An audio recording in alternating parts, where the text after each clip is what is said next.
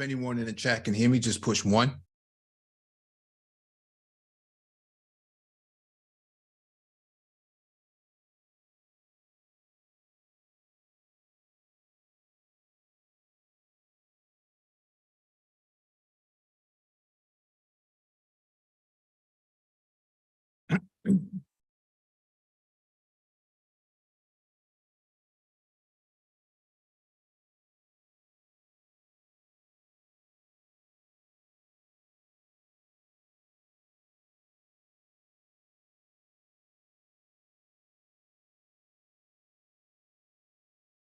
All right, cool. Just got a confirmation. Thank you for that confirmation. Welcome back to the Black Brain Trust. This is episode 782, Space and Technology. Please hit the like button as you come in, share the video if possible, and hit that notification bell so you get all the updates from the Black Brain Trust. Also, there's a document in the description beneath the video for you to follow along with and reference. There'll also be a link if you want to join the discussion. If not, we'll roll out early. Let me just get started. Let me get this docket together and then we'll get started.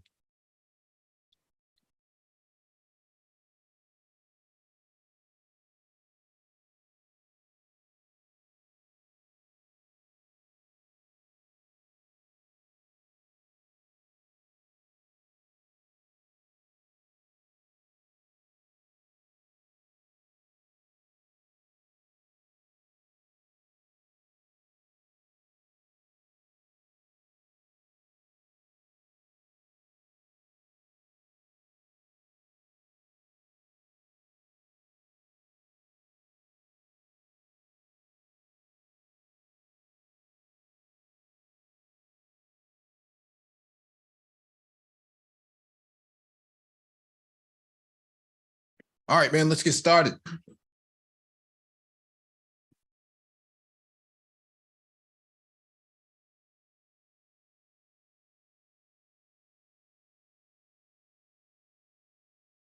All right, first item on the docket. This is from Interesting Engineering. NASA funds cutting-edge space pharmacy, futuristic asteroid defense projects.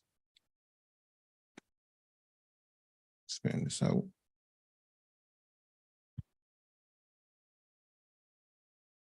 National Aeronautics and Space Administration's NASA and Innovative Advanced Concepts Program has chosen 6 research teams to receive Phase 2 funds. These initiatives include a scheme to allow astronauts to manufacture their own medications in orbit and a plan to eliminate asteroids that pose a hazard to Earth, according to a press release by the U.S. Space Agency.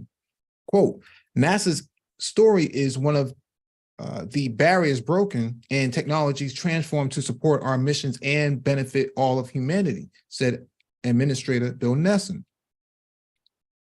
The concepts chosen for NASA's Innovative Advanced Concepts Program, quote, will help empower researchers to usher in new technologies that could revolutionize exploration in the heavens and improve daily life here on Earth.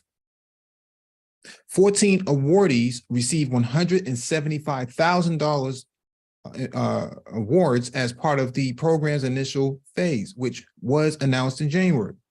Only 6 were chosen for Phase 2, and they will each get up to $600,000 over the course of 2 years to continue developing their concepts.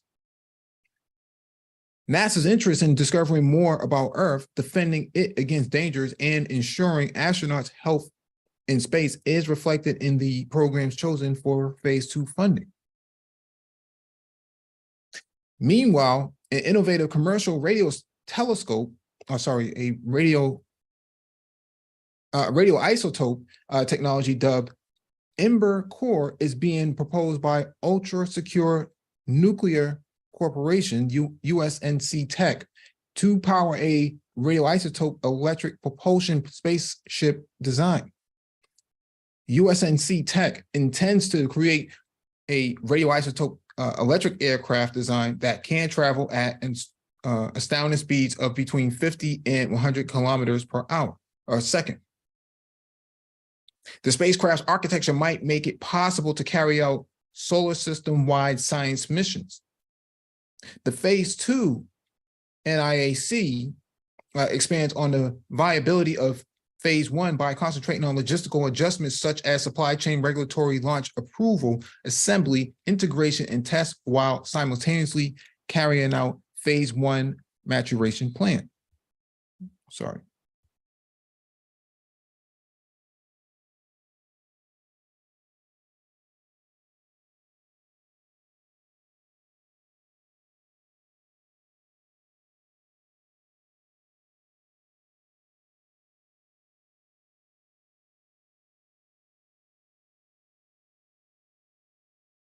Sorry, just let me just grab this. I don't know what just happened.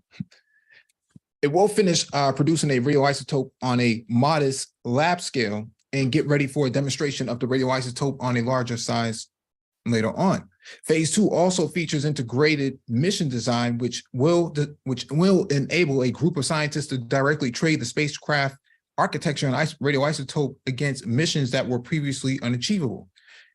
These missions include observing the solar system beyond the zodiacal flare, parallax microlensing, locating objects in the Kuiper belt, including possible extrasolar objects, conducting flybys and intercepts, objects, interests, and more. To identify the most appealing but feasible missions that can be the focus of a future NIAC phase 3 or comparable program, this phase 2 will investigate a wide range of spacecraft design, power conversion, and radioisotope configurations. The project is heavily focused on facilitating a lot of science through analyzing spacecraft design, power conversion, and radioisotope arrangements. NASA's phase 2 funds will allow these research teams to develop their concepts for further and bring them closer to reality, noted the press release. They are, in my estimates, are trying to figure out a way to survive in space longer, okay? I know these are some of the smartest, if not the smartest people on the planet. That being said, I don't see how it's viable to have humans live in space, okay? I don't care what kind of space station or capsule you put them into. Humans are not meant to be in space, okay? They're born on Earth for a reason. That being said, I don't see how, and I don't think this is a negative against NASA. I just think that trying to survive in space is, I don't think that should be the focus. Okay, I think we make robots for a reason, you know, unmanned vehicles and stuff like that for a reason. I don't think that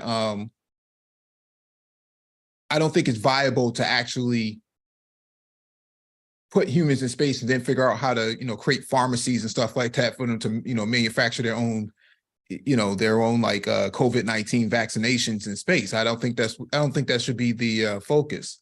I think we should be figuring out how to allow robots like what you saw at Boston Dynamics with the robot that can, you know, throw items up and flip around and whatnot and, you know, become cobots and whatnot. I think that that should be the focus, not putting human beings in space, because human beings don't survive in space. It's not their natural environment. Just like if you take a fish out of water or you put a polar bear in Egypt, it's not going to survive, okay? It's just not its natural habitat. And space is not a natural habitat for human beings. And I think that they're, you know, what they're trying to do is not going to be sustainable at all. I don't see human beings over the next 100, 200 years surviving in space. I don't think that the conditions on the ground or up there is going to change that condition, that trajectory at all. I think that we're spending a lot more money on things that are bound to fail.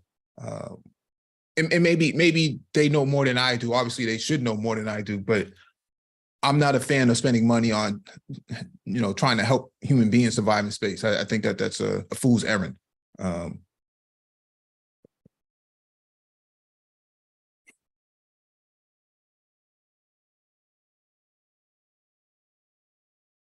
Yeah, space is hostile to all known forms of life. Machines, probes are the logical choice. Yeah, I agree with that. I agree with that, man. Sean H, good evening. Good evening. Yeah, I just think that, we waste a lot of money trying to help human beings survive in environments that they weren't meant to be in. I just think that,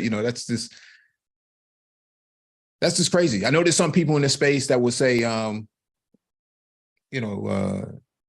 we can adapt to something like that, to those environments. Trust me, you're not adapting to space. That is a very hostile place. You do not want to be up there longer than you have to. I argue we shouldn't be sending anybody to the moon either. What's the point in that? What are you going to do up there? It doesn't make a whole lot of sense. All right, let me get to the next item on the docket.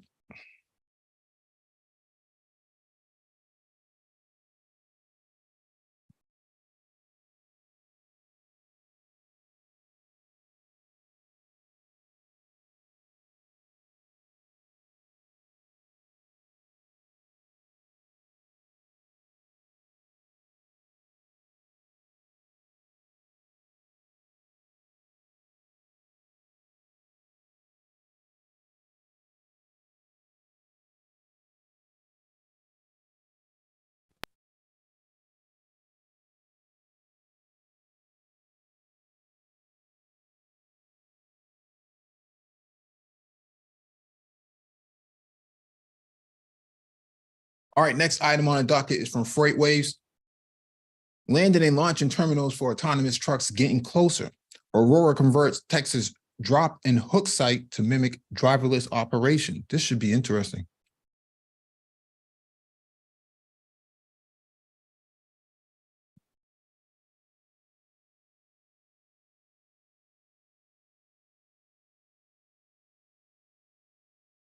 Driverless trucks likely will be in limited use on some U.S. interstates as soon as late 2024. How they will be maintained between trips is growing focus for their software developers. Aurora Innovation appears to be the farthest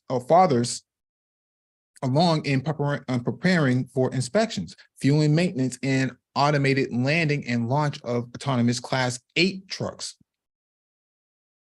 In a remarkable frontage road location in Palmer, Texas, south of Dallas, is being transformed into a terminal capable of doing for autonomous trucks those things they cannot do themselves.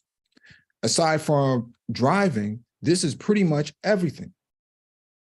Quote, we have delivered a fully functioning commercial AV terminal, and we believe it's a leading AV terminal due to its capabilities, Kendra Phillips, Aurora Vice President of Service Delivery, told FreightWaves.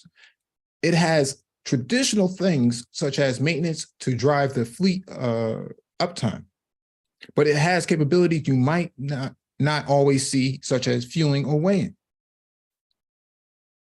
Quote, a human driver pulls off the highway, takes 30 minutes to go get fuel, gets a snack, takes a break, comes back on, Phillips said. We're not going to do that. Once our trucks hit the highway, they are going to keep running. Aurora trucks currently move 50 loads a week between Dallas and Houston on Interstate 45 for customers such as FedEx, Schneider, and Uber Freight. They are programmed to drive autonomously from the freeway off-ramp to a landing pad at the South Dallas terminal. The trucks are still monitored by a safety driver in the cab.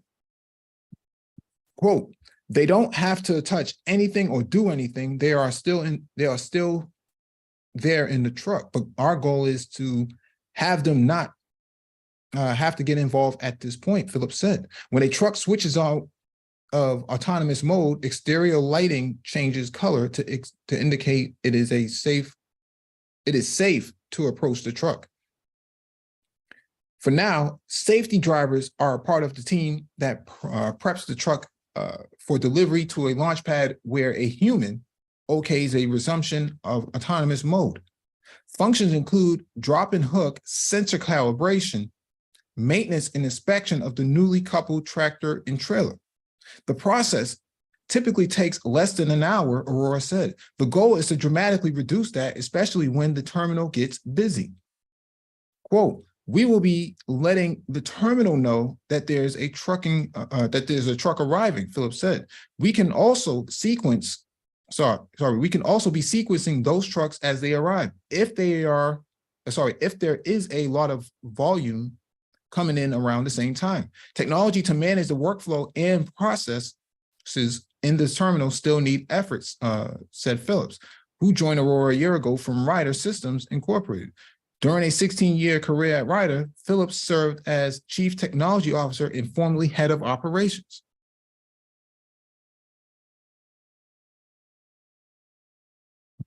She was integral in Ryder forming partnerships with multiple autonomous trucking startups, including Aurora, Too Simple, Embark Trucks, and Waymo via Embark. Embark is widening down its business because it was unable to raise new capital. Waymo via and Too Simple still work with Ryder. We're recently retrenched, so we don't anticipate substantial terminal growth in the near future. Too Simple spokesperson Megan Schrader told FreightWaves. Too Simple is focusing on launching a single driverless route in Arizona between Tucson and Phoenix late next year. It is the same route it first piloted in December 2021. Too Simple kept terminals in Fort Worth and North Houston, though it has wound down most of its money-losing freight hauling operations in Texas. It also has a terminal in Tucson. Given Too Simple's scaled-back footprint and operations, Ryder said it has no active engagement. Waymo Via took a hit as part of overall cuts in the other bets as Google parent Alphabet Incorporated. As our primary maintenance partner, Ryder continues to play an integral role for Waymo Via. Charlie Jack, Waymo Via head of commercialization, told FreightWaves, "We continue to learn from each other and explore additional services that we can partner on to support our testing operations and eventual commercial deployment."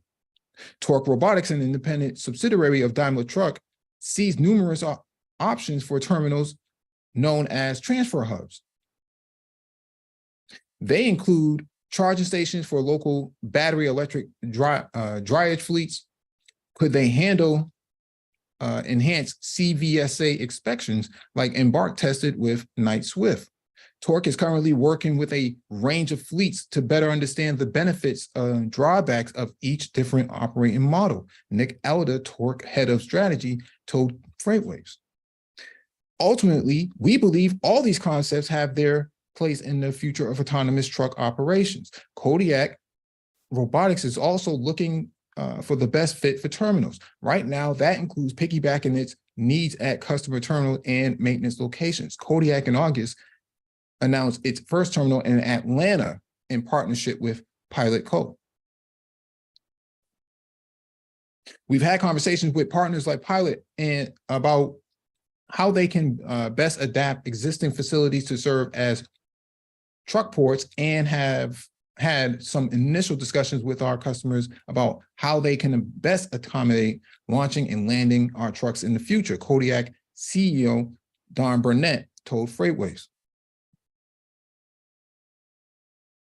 Gatik Incorporated, which moves groceries and other consumer goods without drivers from distribution centers to stores for customers like Walmart and Canada grocery giant Loblaw Corporation, doesn't need land and launch terminals for its mostly Class 6 autonomous truck operations, spokesman Richard Sterner said. Our solution is integrated directly into our customers' hub and spoke networks without the need of additional autonomous trucking terminals, he said. Gatric's exclusive focus on short-haul business-to-business logistics enables us to offer an end-to-end autonomous solution. Terminals are busy places with a lot of moving parts, Aurora Phillips said. They will be operated by humans for a long time. Next up for Aurora is a makeover of its location in Houston, allowed by facilities in Fort Worth and El Paso. Aurora expects to start driverless operations between South Dallas and Houston next year. So I think what's happening in the truck industry, in the autonomous truck industry, is that what we're seeing is that the lack of standardization is turning everything into the wild, wild west.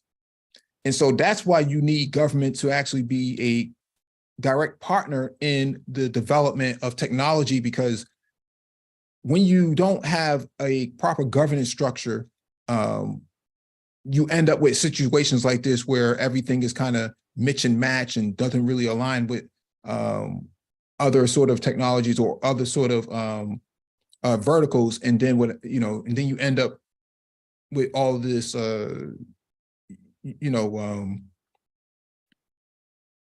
compiling of different sort of technologies to try to adapt everything to it, when in reality, if you just had a standard, you would be able to design it from the ground up to adapt. It's kind of like Apple has their own proprietary charging cable for their iPhones, but all of your Android, platforms for phones and tablets, they all pretty much use the same USB cable, USB-C, right? And so that's due to standardization. But in this instance, we don't really have standardization, and that's what's slowing down a lot of the progress. And truth be told, in this space, there's a lot of truck drivers in this space, and you would think that Black men would have a vested interest in getting involved in autonomous trucking, not so much so that they can actually put themselves out of a job, but so that they can get at the forefront of technology and emerging technology development. And so I covered this article for that reason, so that people can actually have an understanding of what's about to come down the pike and where you could actually get in at. I think that there's going to be a lot of opportunity, for Black men to kind of shift their gears and kind of get ahead of the technology at this point. Especially if you've been driving a truck for this long, you probably know more about the trucking industry than the actual manufacturer of the technology itself. And so there are ways to be involved in this sort of ecosystem.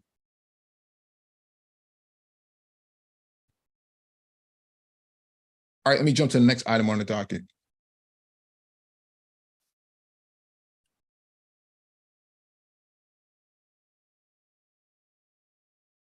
Ooh.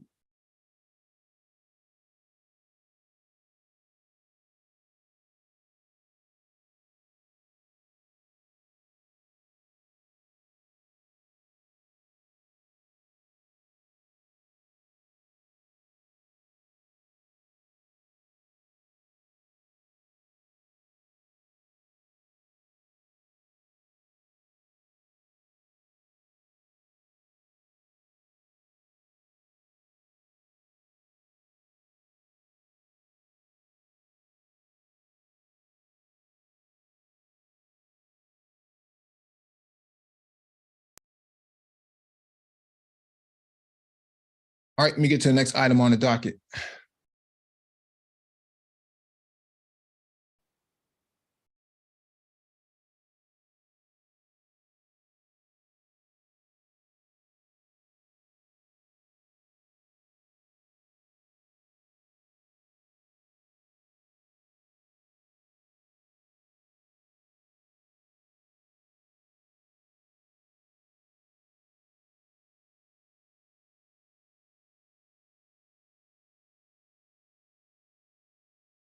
All right, this is from streetblogs.org. Let's ban this out. Mayor Wu's 2024 budget proposal includes $1.4 million for electric blue bikes. We talk about e-bikes, e-scooters, micromobility, because, Complex is a subject matter expert and a chief technology officer for his micromobility business. And so this is a vested interest for those on the brain trust. A first draft of Mayor Wu's 2024 budget proposal includes nearly $2 million for the blue bike sharing system, which funds specifically earmarked for discounted passes and for buying the system's first electric pedal assist bikes. In a memo to the Boston City Council, Mayor Wu wrote that, quote, "We have included $550,000 to support $5 blue bike passes for 10,000 residents, expanding blue bike usage and encouraging mode shift, plus $1.4 million to introduce electric blue bikes across the system. Most other bike sharing systems across the country have been offering electric pedal assist bikes alongside traditional bikes for several years now. Lyft, the company that contracts with regional cities to operate the Blue Bike system, has been offering pedal assist e-bikes in most of the other bike sharing systems that it operates across the country, including City Bike in New York, Divvy in Chicago, and Capital Bike Share in Washington. In Portland, Lyft has converted the entire bike sharing fleet so that every bike in the system includes a pedal assist electric motor. 3 years ago, Boston officials had been publicly skeptical about of buying e-bikes for Blue Bikes, but the technology has matured since then. And last year, the state legislature cleared a major hurdle by formally defining and legalizing most pedal assist e-bikes. The city's investment in the new bikes and discounted passes should also give more residents a locally controlled alternative to the beleaguered MBTA system. Rideship on the Blue Bike system surged and set multiple new records last fall during the MBTA's shutdown of the Orange Line, when the city Boston gave away free 30-day Blue Bikes passes to help people get around. Street Blog Mass has reached out to the Boston City Hall officials for additional details on how many electric bikes the city plans to purchase, when the new bikes might be put into service, and how much more it might cost to ride them. This story will be updated when we hear a response. While Lyft operates the Blue Bikes and manufactures its equipment, the system itself, including all of its bikes and stations, is jointly owned by the cities of Boston, Cambridge, Somerville, and Everett, and the town of Brookline. On Monday evening, Cara Cederman, the transportation program manager for the City of Cambridge Community Development Department, confirmed that other Blue Bike member municipalities are working together to introduce e-bikes into the whole system, not just one city. In preparation, Cambridge will be proposing funding for new e-bikes in its fiscal year 2024 budget, and has applied for grant funding as well, wrote Cederman in an email to Street Blog Mass. Mayor Wu's budget also references a number of investments in safer streets and sidewalks, but details most of those projects typically get released in a separate 5-year capital spending plan. Quote, our 5-year capital plan includes $147 million to keep our bridges, stairs, and walking paths in a state of good repair, and $64 million to improve the quality of sidewalks and continue the installation of ADA curb ramps on every section of the city, according to the mayor's budget memo. Another section of the memo mentions $58 million in new capital funds for public transit, sidewalk improvements, and city infrastructure that supports walking and biking. And so why this is relevant is because Black people are some of the most underserved areas, or live in some of the most underserved areas, are actually an underserved group as well when it comes to micromobility. And so now there's a lot of conversation around access to other means of transportation, which is what we have been talking about the last 5 years here, which is why Complex Design has a micro transportation, micromobility startup called Pacific Rides. And so this is right in his wheelhouse, where we have been talking about for quite some time that when it comes to Black people's interests, we have to gather data first to have the conversation. Then we need narrative, which is the storytelling of Black people's experience in having lack of access to other modes of transportation and other forms of mobility, in order to galvanize policy to get an outcome that suits Black people's best interests. That's how progressivism works. And so what we have here is a progressive mayor, we have a progressive city council, and we have a progressive governor that backs all of these sort of initiatives. And so millions of dollars comes down the pike. And as the article states, that they're going to make it, they're going to fund over 10,000 of, these free passes for low income, underserved areas. And so majority of the city, over 56.5%, and in 5 years it will be close to 70% will be non-white. So you have to argue on behalf of the majority of the people that are underserved in these areas, or else you, for one, you won't get reelected, and two, it just makes more sense in the long run. Okay, this makes more sense. And to be truth be told, like the bike you're seeing in the picture, you can do 15, 20 miles an hour on one of these bikes pretty easily, especially going downhill. And if you got like, groceries or a backpack or something like that, you can get from point A to point B really quickly. Okay, quicker than the bus, quicker than the train, because you're not waiting for anything. You're kind of using the bike lanes to your advantage, and you're lane splitting as well in some of the other places that don't have proper means of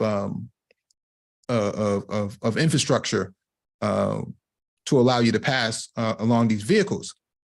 And so, and you really think about it, an e-bike can cost you $2,000. If the city's willing to give you a free pass, I don't see how this is a losing situation. I think you're going to come out very well on top. I think Black people are crazy not to get involved in micro transportation and micro mobility, universal basic mobility. The American Disabilities Act, the ADA, actually looks out for Black people's best interests, which is why you have functioning traffic management systems that allow you to walk from one side of the street to the other, crosswalks, ramps. All of these things come out of, good governance by the government itself. And so if you're not actually advocating on behalf of, of the people, you don't get these type of things. And so I see a lot of Black people here locally using these bikes everywhere, okay, everywhere. Sometimes you can't even find a bike at the docking station because so many people are using them. People who didn't have other means of transportation, who couldn't afford to ride the bus or the train, they use a bike. If they missed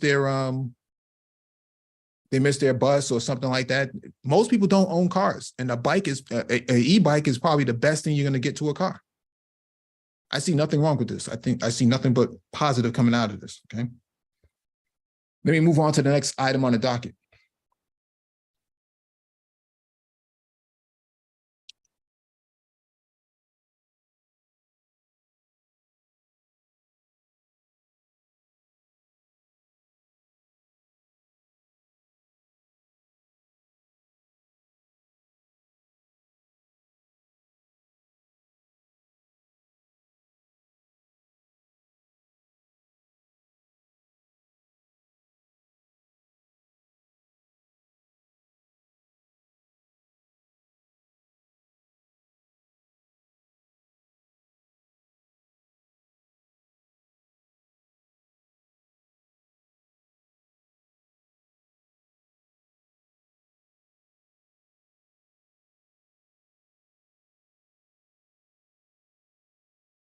All right, next item on the docket is from Virginia Tech, vt.edu. Let me zoom in on here real quick.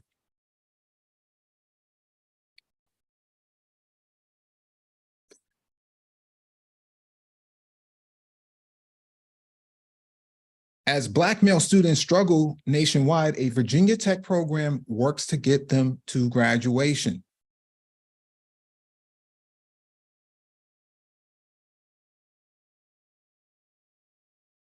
What Calvin Poole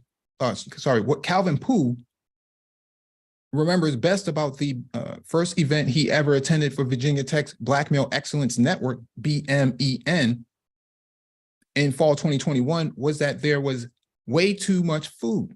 20 boxes of pizza, plates of cookies, 12 packs of soda of the nearly 1,000 Black male graduates on campus, and only 15 or so had shown up to eat.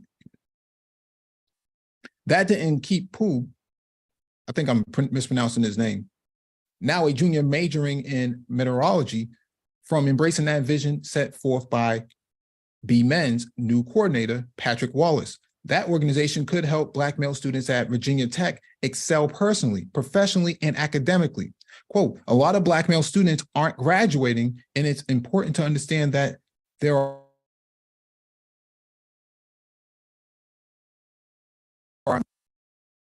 on the B Men Students Advisory Board. That many Black male students are struggling to excel or even stay in college is familiar to anyone interested in student success. According to 2017 data from the National Center of Education Statistics, only 34% of Black male students completed a bachelor's degree within 6 years, compared to 57% for male undergraduates overall. Nationwide, Black men suffered from sharpest drops in college enrollment, 14.8% of any demographic group between 2019 and 2021. At Virginia Tech, Black male undergraduates are doing better than most of their national counterparts. Yet, even as the university ramped up its efforts to recruit underserved and racially minoritized students, doubling the number of Black male students from a first-year cohort of 128 in 2017 to 247 in 2021, Black men still have the lowest four-year graduation rate and highest dropout rate on campus. What's going on? It's not entirely clear.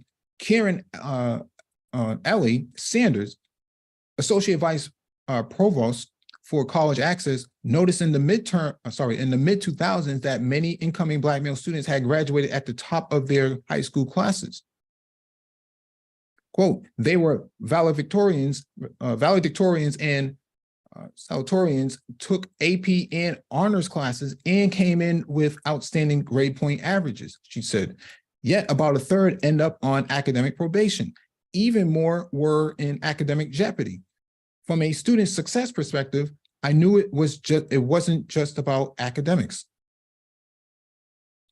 A 2023 study from Gallup and the Lumina Foundation pointed toward discrimination and outside responsibilities like caregiving roles or a full-time job as two major reasons Black undergraduate students are more likely than anyone else to consider dropping out. Virginia Tech stakeholders have also looked at the effects of social isolation on predominantly white campuses and a lack of Black role models among the faculty. Doesn't sound like the matriarchy or the gynocracy to me. No single problem was to blame, said Sanders. So we decided we needed to put a lot of different strategies out there to help young men succeed.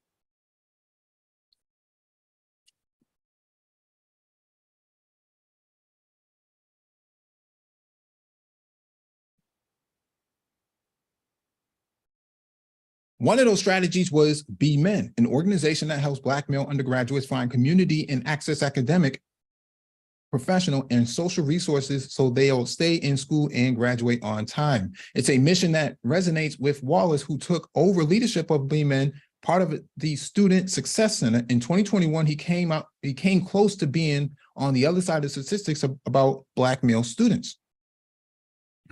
In the Philadelphia neighborhood where he grew up, he was losing friends to drugs and violence. I gotta get out of here or I might not survive, he thought. Enrolling as an undergraduate at Penn State offered an escape. But one night in State College, Wallace was held at gunpoint by a police officer who thought he had robbed an apartment. A year later, his college friend was killed. When those two things happened, now school wasn't safer, he said. It put me in kind of a dark place for a while. Friends and mentors urged him not to drop out. But it took Wallace 10 years to finish his degree in religious studies. Now he's uniquely passionate about helping students in a similar position. Quote, I view myself as an ambassador for Black male students, Wallace said, adding that a group like Be Men would have helped him back when he was struggling as a Penn State undergrad.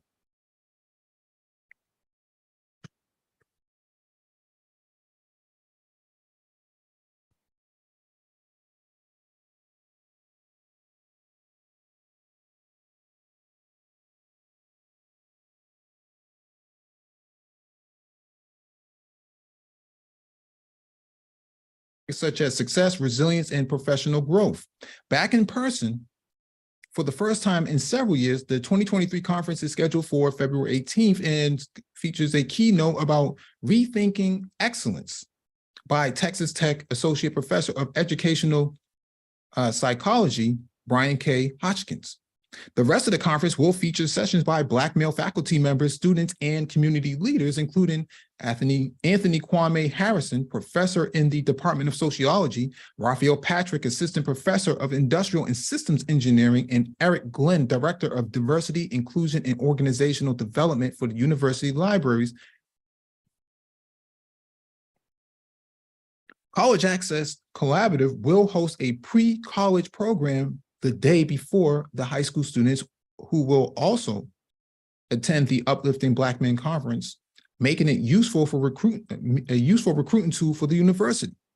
The conference was senior political science major Caleb Callender's first introduction to B-Men. As a first-year student, he was asked to sit on a panel with residents of Ujima, the Black Cultural Living Learning community. Later, he served as chair of the B-Men Student Advisory Board. Quote, I knew that building community in the Black community was very important for me because there's not a lot of us here at this school, said Callender. Quote, I know the population is rising, but it still isn't that much. So just trying to create a home for all the Black students that are here is something that's always been very important to me. Research indicates that college students who feel a sense of belonging and community are more likely to succeed academically, to engage, and to persist through challenges. That's why Wallace has doubled down on B-Men's signature series of barbershop talks, named for the way barbershops operate as de facto community centers in Black neighborhoods. Quote, the barbershop has always been a cultural space where you can talk about anything, explained Wallace. This is a space where everybody's welcome. At Black men's barbershop talks, no one gets a haircut, but they do sometimes talk about hair, as the 25 students gathered in the Black Cultural Center in Squires Student Center did last November. The conversation went deeper, too, touching on mental health, community, sports, identity, financial literacy, generational trauma, misogyny, brotherhood, and Kanye West over the course of several hours. When the conversation rang far afield, Wallace gently pulled it back to the mission of B-Men. What can B-Men do to support you more academically and professionally? He asked. At Virginia Tech, most Black male brothers are doing well, but there are some that aren't.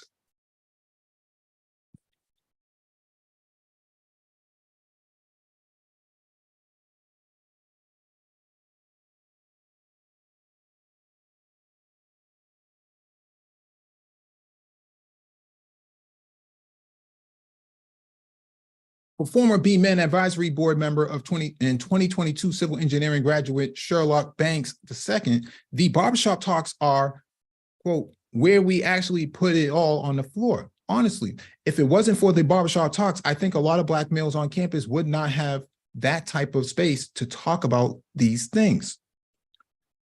Clearly, not all Black male students struggle. Banks won a Visilio scholarship from the Charles E. Via Junior Department of Civil and Environmental Engineering, served as an undergraduate fellow for Student Affairs, and currently interns on a project for NASA. He'll return to Virginia Tech this fall to earn a master's degree in construction management engineering. Meanwhile, Callender interned with the Office of Inclusion and Diversity and held leadership roles with Student African American Brotherhood, a student group that grew out of B-Men, who founded the B-Men Book Club. Members are currently reading Malcolm X, and there's no shortage of outstanding Black male undergrads for B-Men to profile on its website. Maybe these students have defied the odds. Maybe they are pointing uh, the way forward. But they all understand why it matters to help the student, help the Black male students who aren't graduating. It's important for us to figure out why, said Poog. Since Patrick has been there at B-Men, a lot of people have reached out to us and have a lot of success. That's only the beginning. In the future, B-Men is going to have a big impact, not only on just the Black community, but on the university as a whole. No signs of matriarchy or gynocracy or the Bilderberg or the Illuminati, none of that stuff showed up in this article, okay? Okay? They created their own manosphere, for the lack of a better description, on campus. Let me drop the link in the chat too. I think that's going to be important. Yeah, they created their own manosphere, and there's no need for people to say somebody's holding them back. In fact, what they find is that when there's a lack of inclusion on campus at predominantly white schools, then this happens. And so I think that this is pointing to the necessity of HBCUs. And some people will say, well, you know, HBCUs, they're out of date, they're out of step with the time. You know, there's no need to go to an HBCU anymore. You can go to a PWI. This is what happens when you go to a PWI. I graduated with a majority Black male class, and we went through the same sort of thing, okay? If it wasn't for us moving together, you know, from day one to final, to graduation, we would not have, you know, the success that we had. And so I think this is going to be necessary for every college campus that's a PWI or MSI to really hunker down on these sort of, you know, these sort of initiatives. You know, they should be putting more money into it. I think there's a lot more going on than behind the scenes than what we know. This is just one article, but we've covered many articles like this in the past where programs and initiatives like this have been started, and they've seen radically, you know, great numbers and success rates in their tenure.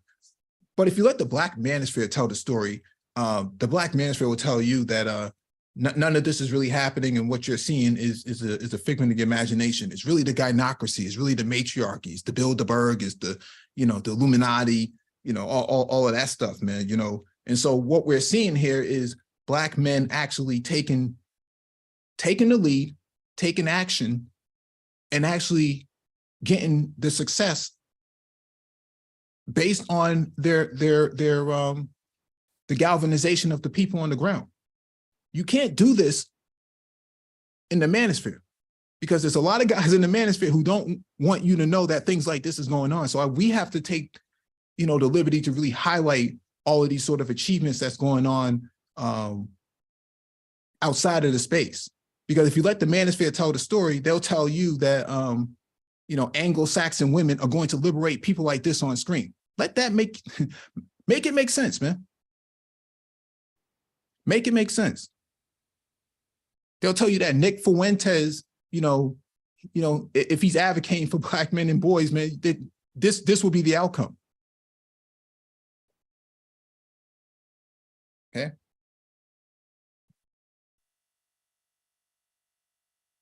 Like I said, make it make sense.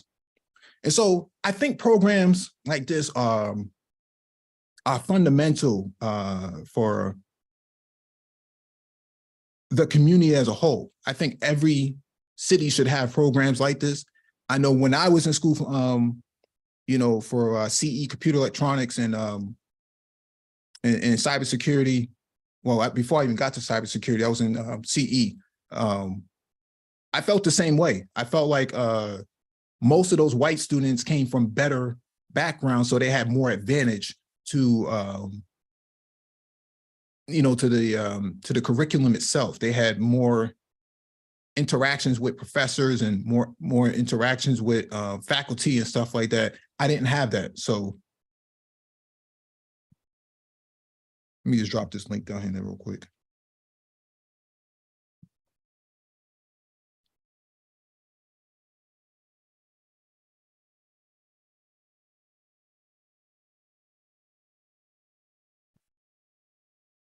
Word, man. So I'm really impressed by things like this. I really think that this should be highlighted more often in places like the Black Manosphere. You know, Black men taking initiative and really going after what they see as a problem and trying to create more retention within the STEM sector. I did see quite a few Black men drop out before. I know some of them, you know, they burned out by year number 3 or year number 2, they were done. They never made it to year number 4. The majority of them did not. But the ones who did, you know, they're doing very well right now. I see them on LinkedIn all the time. You know, they're doing really good. But I think we just did not have the financial backing that we needed, and I think the university kind of missed out on that opportunity as well to put some money behind it and really really see it through from end to end. Okay. There's a link in the chat. If anybody wants to join, let me make sure I'm not missing anybody here. Yeah, okay, cool. Yeah, and so in my experience in STEM, I think that if we put more resources behind it, if we had that that pre-college initiative, I think that plays a significant role too. I think we're missing out on the people who take their GED, who drop out of high school, especially during the pandemic. Those people who took their GED, we're forgetting those people. Those men who are taking their GED, we're forgetting them, and we're not creating a pathway to success for them. I know in Massachusetts, they recently have made community college and GEDs free now. Okay, so they're paying for all of this. They pay for all of your tutoring as well if you want to get your GED. So all that's covered now, and so that's gonna. I think that costs the state. I think, what is it, like $10 million or something like that. It's a very low number compared to what they spend on law enforcement. Law enforcement, they spend, you know, $100 million, $200 million or something like that. Some wild number. But for what they're going to spend on this project here locally, they're actually, it's a drop in the bucket for them. And they do it without even thinking twice now. And so we just need more Black men who are going to advocate for the best interests of Black men in these spaces, especially in STEM. You know, we're woefully underrepresented in the STEM sector. You know, I think Black men make up like 1 to 3% of STEM, of the demographics of STEM in the industry. And so if we want to boost our numbers, in the industry, we have to boost our numbers on campus, and we have to boost our numbers in the K through 12 section as well. And I think that instead of us spending money on basketball courts and football fields and things like that, I think we should be we should be creating facilities, you know, for the men or the boys to go in there and test out drones and other sort of technologies that they can actually learn how to code in Python and different sort of programming languages, so that they can get acclimated early. Because if they get acclimated early, then when they go into the college setting, when they come on campus, they are more prepared, and so they don't get discouraged. And I think discouragement is where the struggle is. Okay.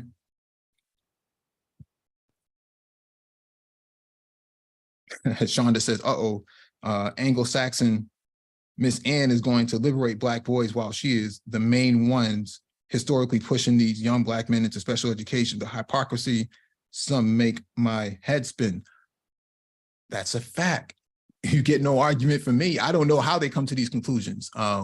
Some of the stuff that gets said around here is mind-boggling. The same women who take advantage of affirmative action at 80-something% are somehow going to liberate your sons and your brothers. It's just baffling to me, very baffling. I don't know who's co-signing these statements, but when I hear them, you know, it's really mind-boggling. So we have Nagoin on the panel. What's going on, bro? What's going on, Mike? Yeah, man. Sheep stay asleep. What's going on, bro? It's good stuff. Mm-hmm.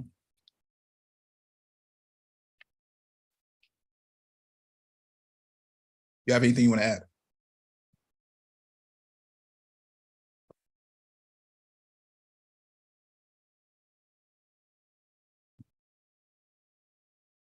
Okay. Yeah, I just think that we're not spending enough money in these areas,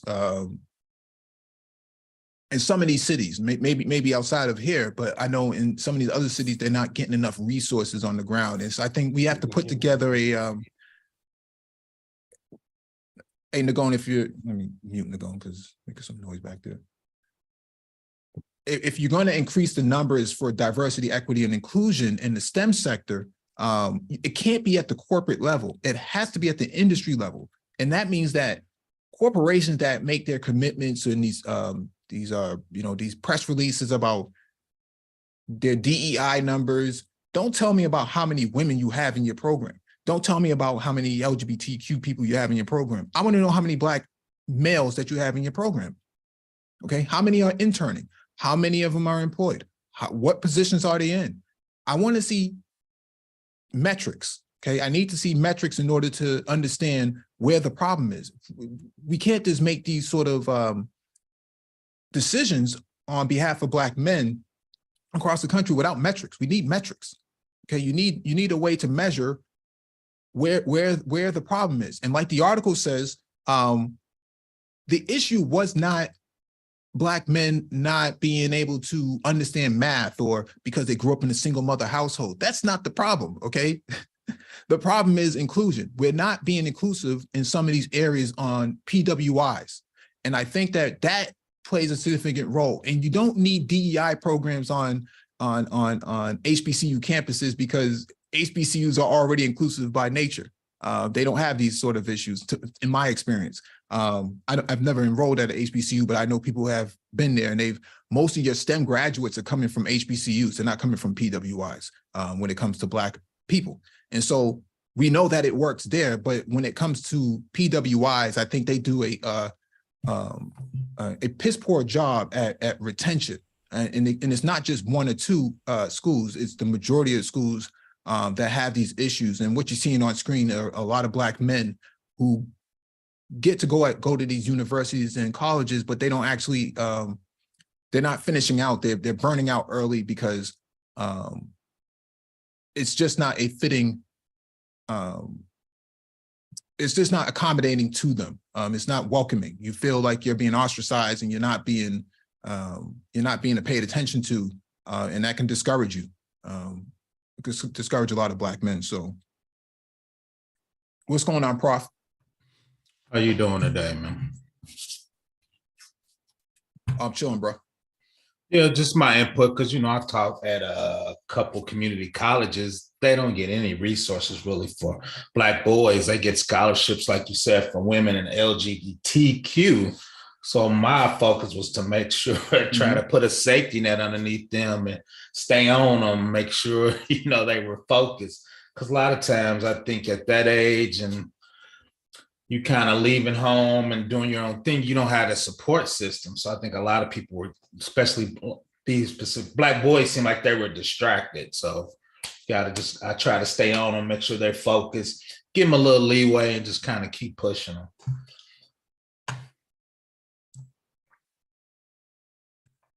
No, I think that, like the article says, I think they're really on point with this, that they don't see enough of us, right? They don't see the Prof, they don't see me, they don't see the Nagones, they don't see a whole lot of us in the flesh. And I think that is a huge influence in a space of social capital that we have that we're not using to our advantage. We should be showing up in a lot of places. But if you let the manosphere tell the story, man, they'll tell you that,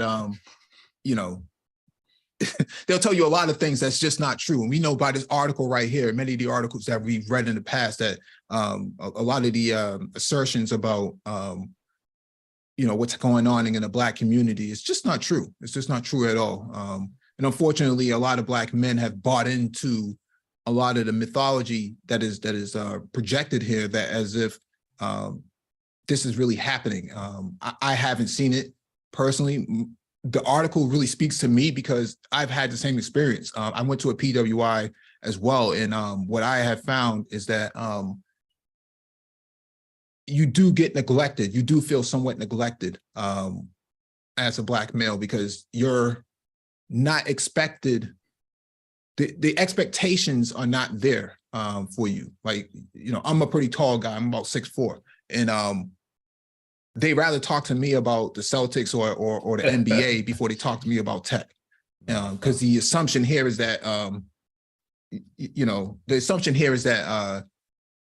I must not have an understanding of what's going on when it comes to technology, whereas I probably know more than they do. I can still solder, I can still do a lot of things that, they don't know because they're not giving me I'm not given the opportunity to show it. And I think that's what's happening to a lot of Black men who go to PWIs, is that they're not being given the opportunity to really demonstrate their skill set, and they're not being, because the campuses are just not inclusive enough. Unless you're an athlete, like you're a quarterback or a ball player, they may not give you that certain amount of attention. And so I think if we spend more resources on STEM programs for Black males in these areas, I think you can close a lot of these gaps, and the retention rate would increase overnight. And then retention rates in college will also increase the numbers in the STEM industry as a whole. And so the DEI quotas that a lot of companies are looking to fulfill, these corporations looking to fulfill, that has to happen before you even get to the corporation. That has to happen on campus. Go ahead, Prof. No, you're 100% correct. And I'm old. The sad part is, like you said, it doesn't seem to get better. Because, man, I graduated in 1990 and I was on a panel, and it was like every decade, one person had a computer science degree, and they were the only person in their class or MIS that got a degree at a PWI. So I was like, are we getting any better then? So like you said, when I taught, there's, like you said, no resources, just basic checking on stuff. Like, I just was going in people's class like, dude, did you get your homework done? Just basic stuff like that, man. No, I didn't get it done. I'm gonna give you one more week, man. Get it done. I'm trying. Well, help me help you, man. Come on, let's get going, man. So, like you said, just checking on them and trying to get some resources. Then I try to do an African American male computer science club. It didn't take off, but just trying to connect them so they can work together even.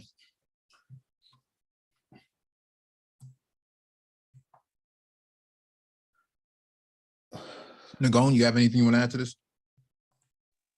Oh, can you hear me good? Can you hear me, Mike? Yeah. Okay, yeah. So I was having a little problem. Yeah, I can hear you. Okay, yeah. There's no question about it. It's a great article because it's kind of interesting. We were talking about that. It was kind of interesting. Maybe about a little less than a month ago, we were having a fraternity meeting. We were having a bunch of the brothers who were part of the university at Syracuse, and they were talking about, not only having more brothers, let's say, get involved with the fraternity and so forth, but retaining more Black men on campus and having a lot more graduating. And that was an issue when they were definitely dealing with one of the some lady who's been up there for quite a few years, mentored a lot of brothers and gave a lot of people a lot of support. We're saying that they needed to have more Black male involvement, really at the university level, helping to really tutor, mentor, and retain Black men, because it seems as though that Black men, even at the college level, seem to do better when they have other Black men really helping them to that they can sit down and kind of work with. So there's definitely a dearth. There's definitely a dearth, and a lot more of us need to be stepping up and kind of getting involved. I think it's kind of interesting, Mike, that you bring up the part about the manosphere where, and that's just anecdotal. That's just something I'm just bringing up. Just I know personally of what's going on at my old school.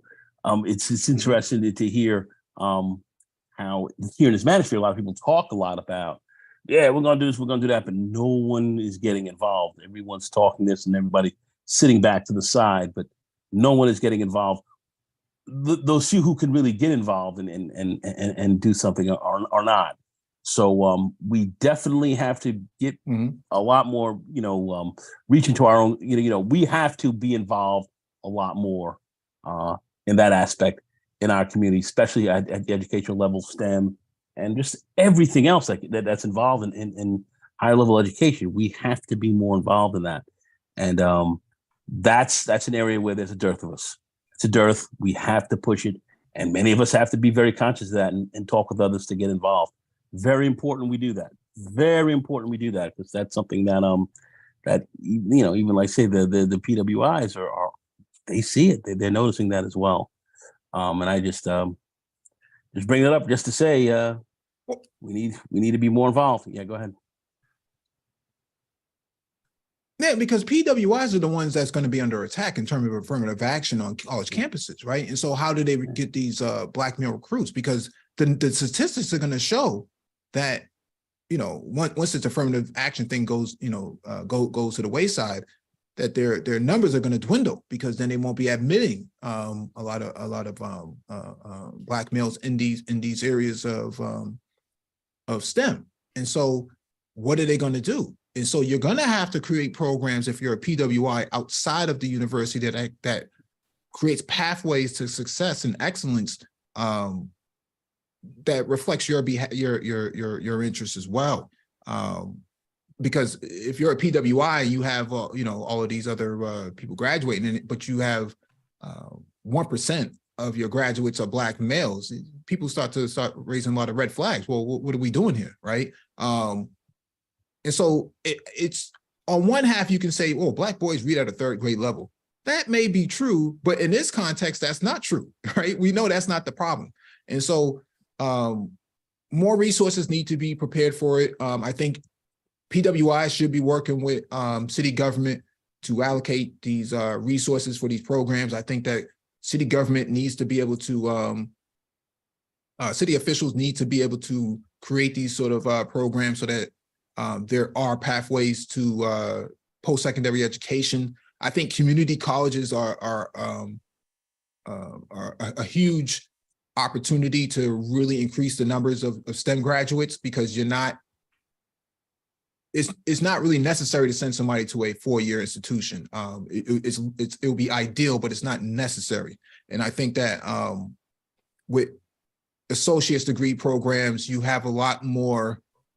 Your turnover rate is going to be a lot quicker because that 18-month, 24 months goes by relatively quickly, but you can absorb a lot more information in that time frame than you would. Like the brother in the article said, it took him 10 years to get a bachelor's degree.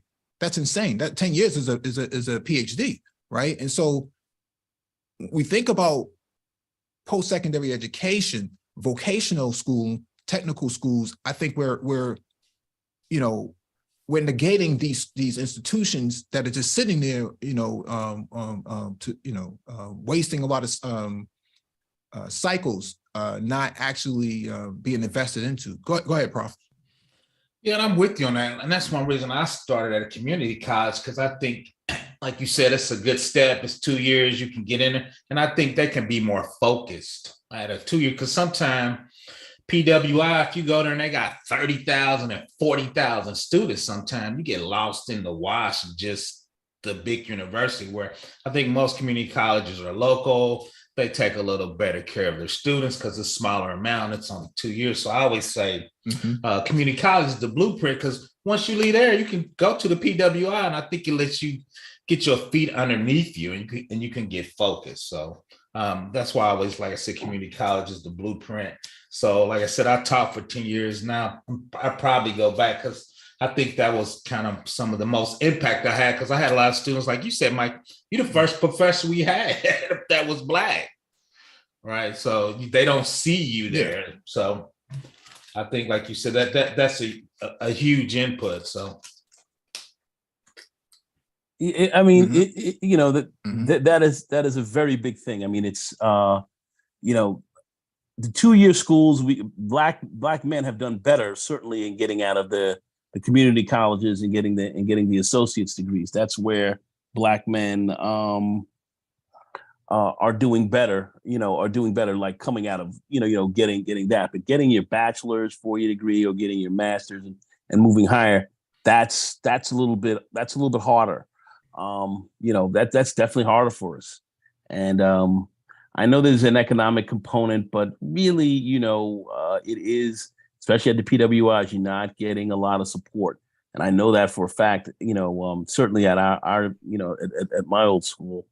And we talk with the brothers there, and we were a lot of us a lot older, so we're not undergrads, and we've had kids already come through the college education system that we've raised and raised through. But as a group, we should be able to do a lot better, and we have to have a bigger support mechanism, because I do know at places like CUNY, you have what's called like the Black Male Initiative, and this is designed by the City University to engage minority students in recruitment and retention of other students, of other black students. So the successful students who are doing very well are getting involved in recruiting themselves to recruit other minority students to come in, and then helping to tutor them and so forth. And you have almost like a buddy system coming in, where you bring in the younger Black male students who are coming in, the older ones who are successful, helping to bring them and mentor them. And that seems to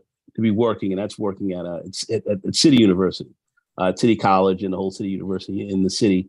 That seems to be working a bit, but that needs to really, how would I say, just it needs to be more enterprise wide. And I don't think even the PWIs, some are recognizing this, some are seeing it, but the outreach isn't where it should be, and we have to play a role in that as well. So we can't sit back and expect them to do it. We have to be involved in doing this ourselves as well. And then it's going to take a lot of work. You got a lot of people talking, and their mouths moving, but they're not doing a lot. It's a little better for us, because I'm part of the Divine Nine, part of the fraternity system, and all of the group and all that. So that's helpful. You do get some entree-vous there, because the whole fraternity thing is about college and that, and your connections from there and moving out from there. But if you're not part of that, that shouldn't hold anyone else back. And could the fraternities and so forth be better at outreach with that? Yes, we could as well. So this is a big task. There's a lot to this. So but we have to get involved. We definitely have. We can't just sit back and say, oh, okay, it'll happen. We'll get it done. Or Negroes don't want to do this or whatever. No, you gotta have a hand in it. We have to have a hand in it ourselves. We have to be involved. You have to take some ownership of this as well. All right, go ahead. Yeah, let me just read this comment by Rael. He says, we do not understand how important scholarships are for Black male students. It allows us to get those internships instead of having to work at Mickey D's, losing out on networking opportunities. Scholarships will go a long way in helping Black males finish school. I think that's true to a certain extent. But I don't think that that's the problem here, right? And I think the article really highlighted where the problems are. And I don't think scholarships is the issue. I think that at a PWI, the biggest factor is lack of inclusion. And because when you're in the sports, when you're in the the ball players, man, they get a lot of attention. They get the Mercedes Benz. I done seen it all, man.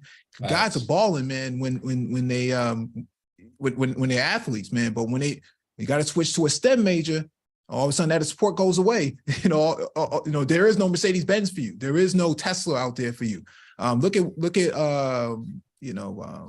old girl down there in Louisiana, and Angel Reese, I think that's her name.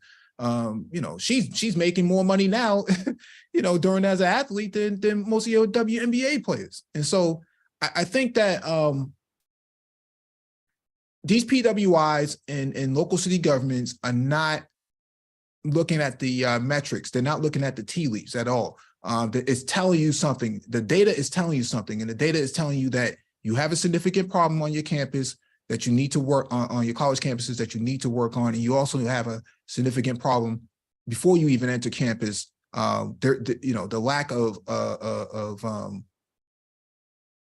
lack of foresight here is causing a lot more problems for society when you have no resources available and no insight as to what to do with these Black males that are dropping out early.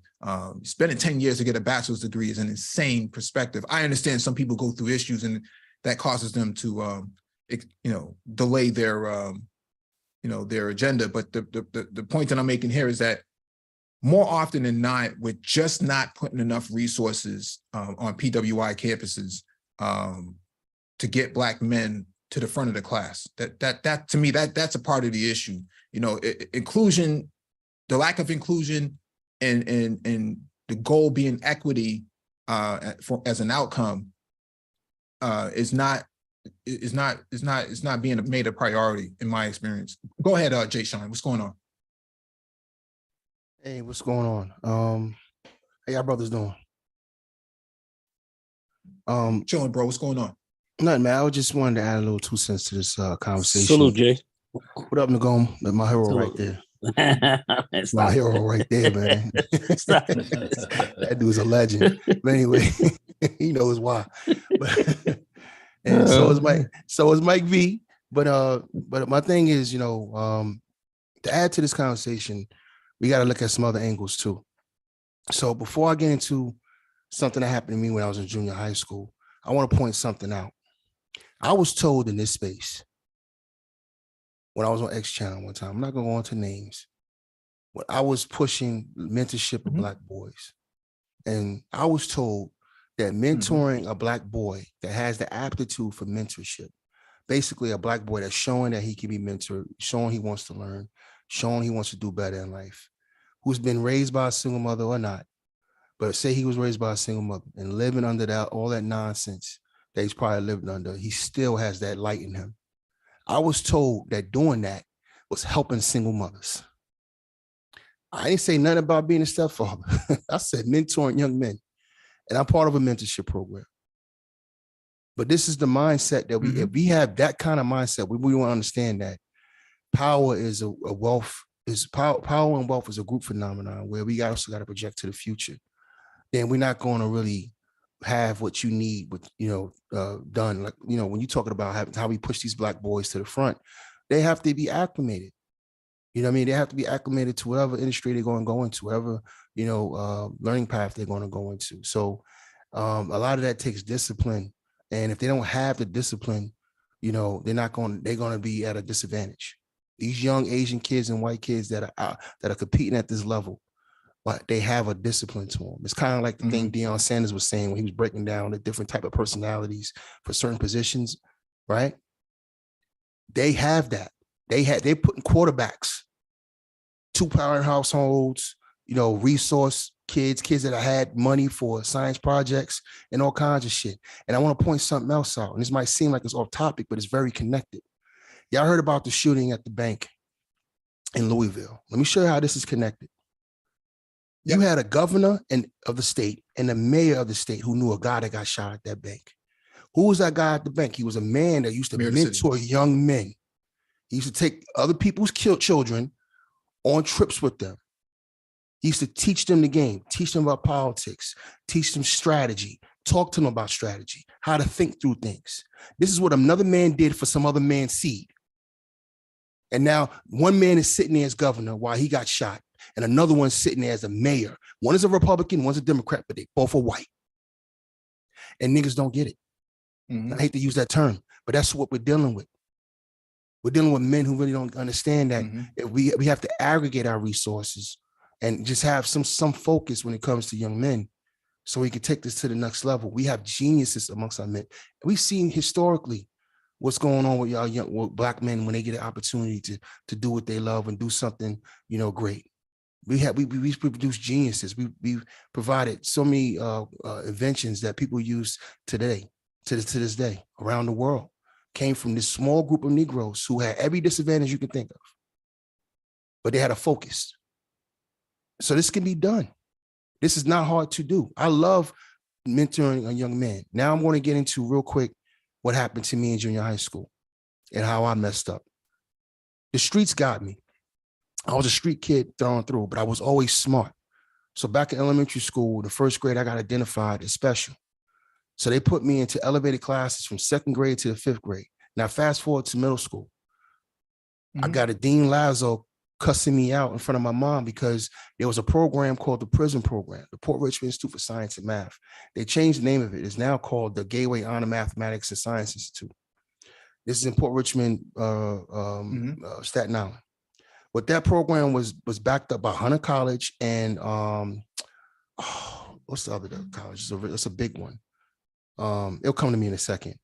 But anyway, what they were doing is they're fishing for smart children, right? They're fishing for kids who have the aptitude, kids who have what they call collegiate talent, those who get things fast. This is how college professors like to teach. They like to teach fast. They like to get to the high points. They don't want to keep going through the one-on-one stuff, right?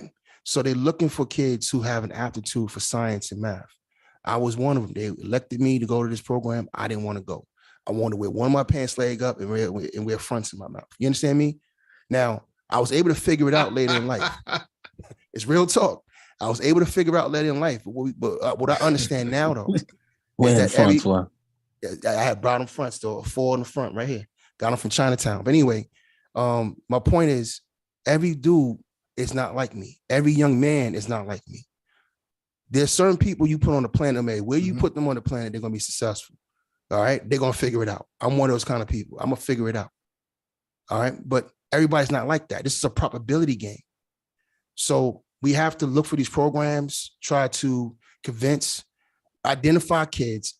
I know it's stressful dealing with some of their parents, but when you identify a kid as special, when we identify a kid that has discipline in them, we have to get them into these programs. These programs already exist. They're already funded to the tunes of billions of dollars. White people are not stupid.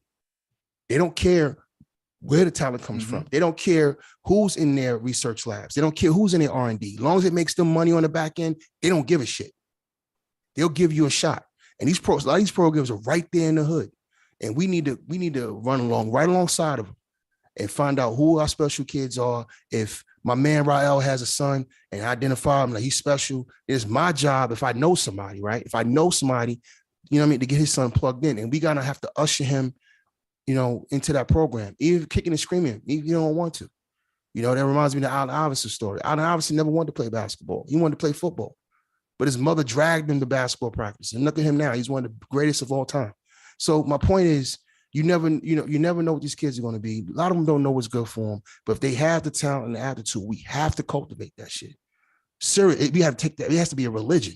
We have to stop whatever we're doing when we see a kid that's trying. All right, hold on for a second. Let me call you right back. Hey, young man, come here. You know what I mean? We have to be like that.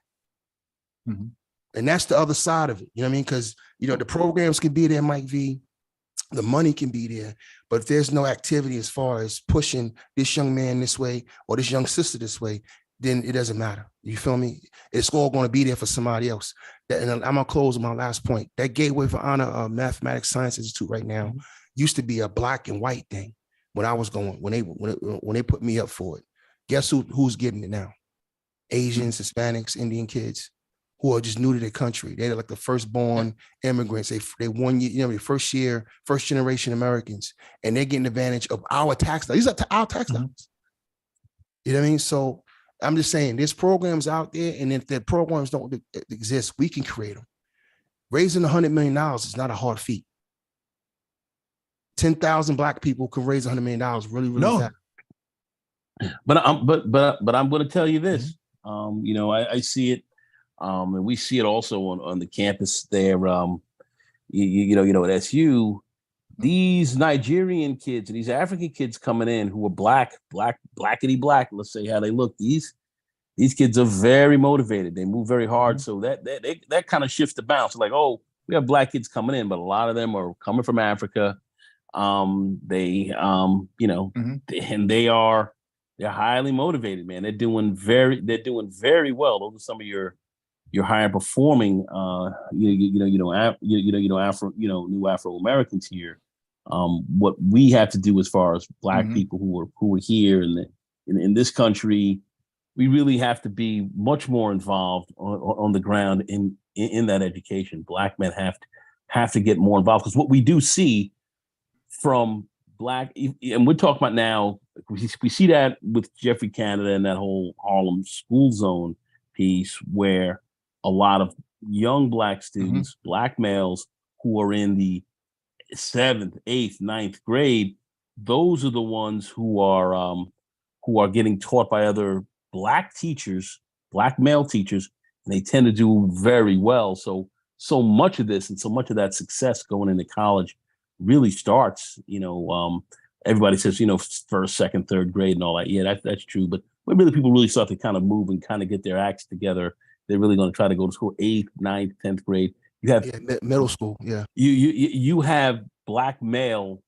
teachers and tutors and so forth at that level, really getting involved and engaging with them at that age.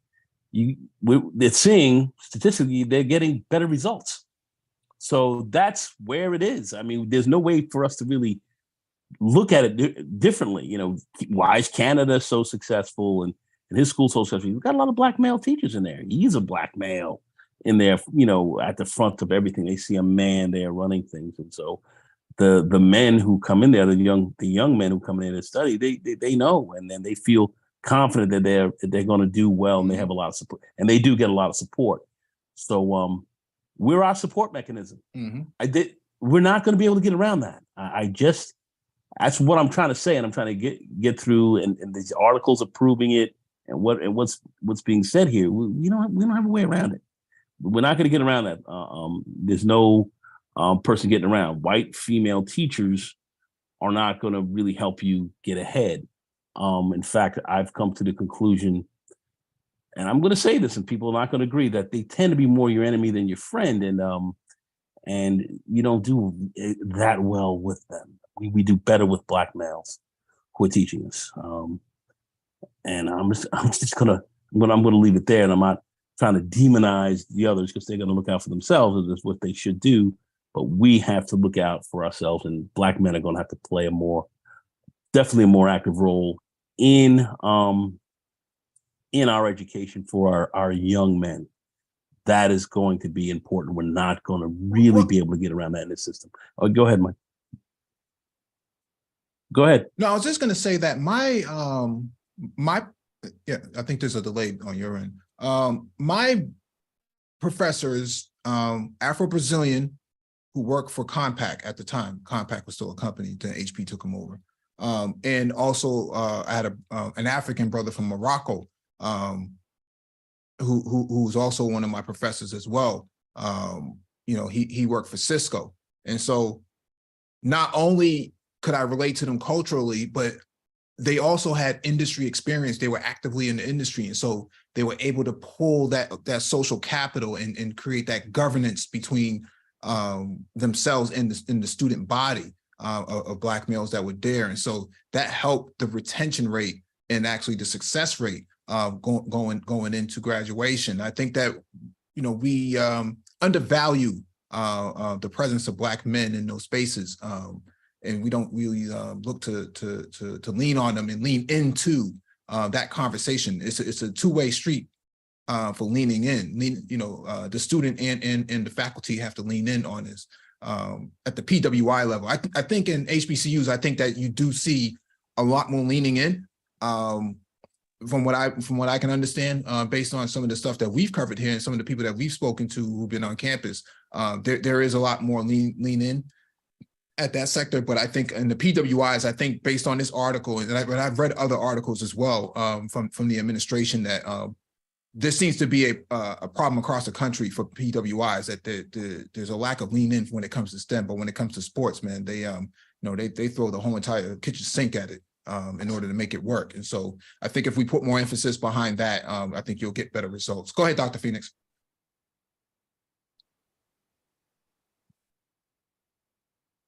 Oh, I'm sorry.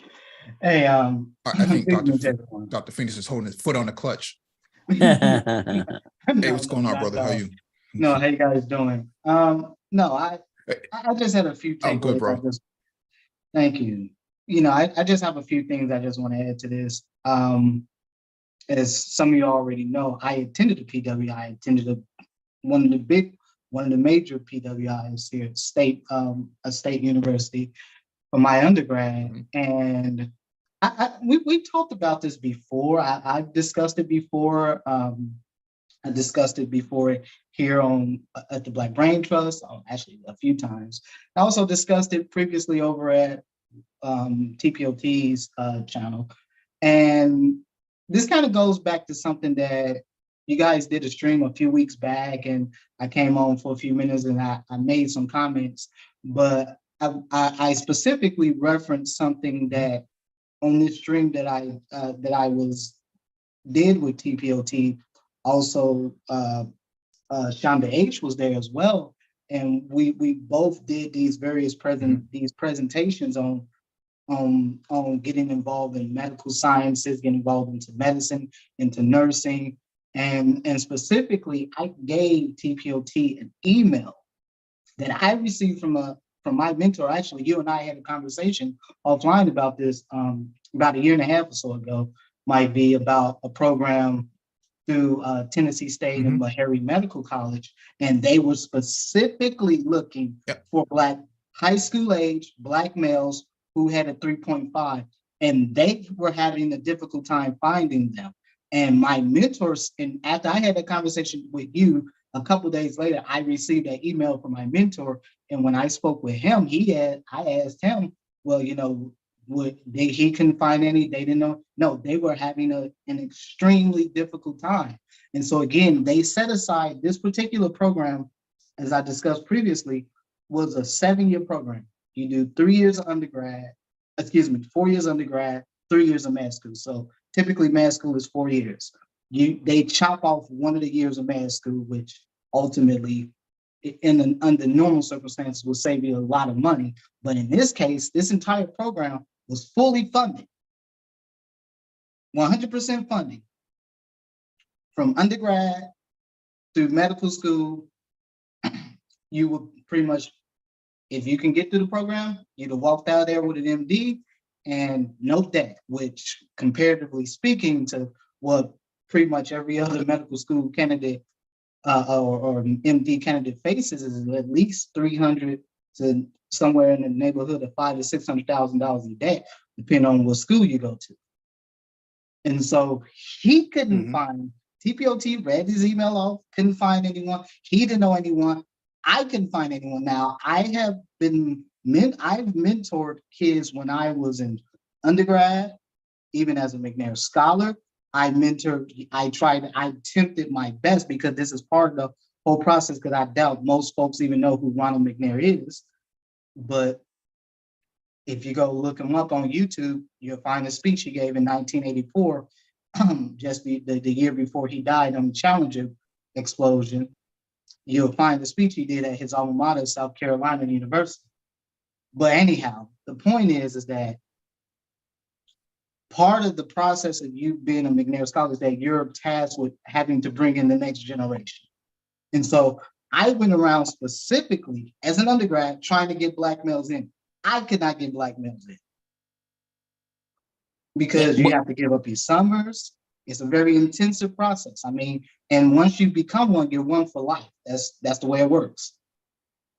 And so the whole process of me just trying to do that, I could not get anyone involved. Eventually, my mentor, who mentored me through the program, she ended up getting a young lady. I think she was from, Guinea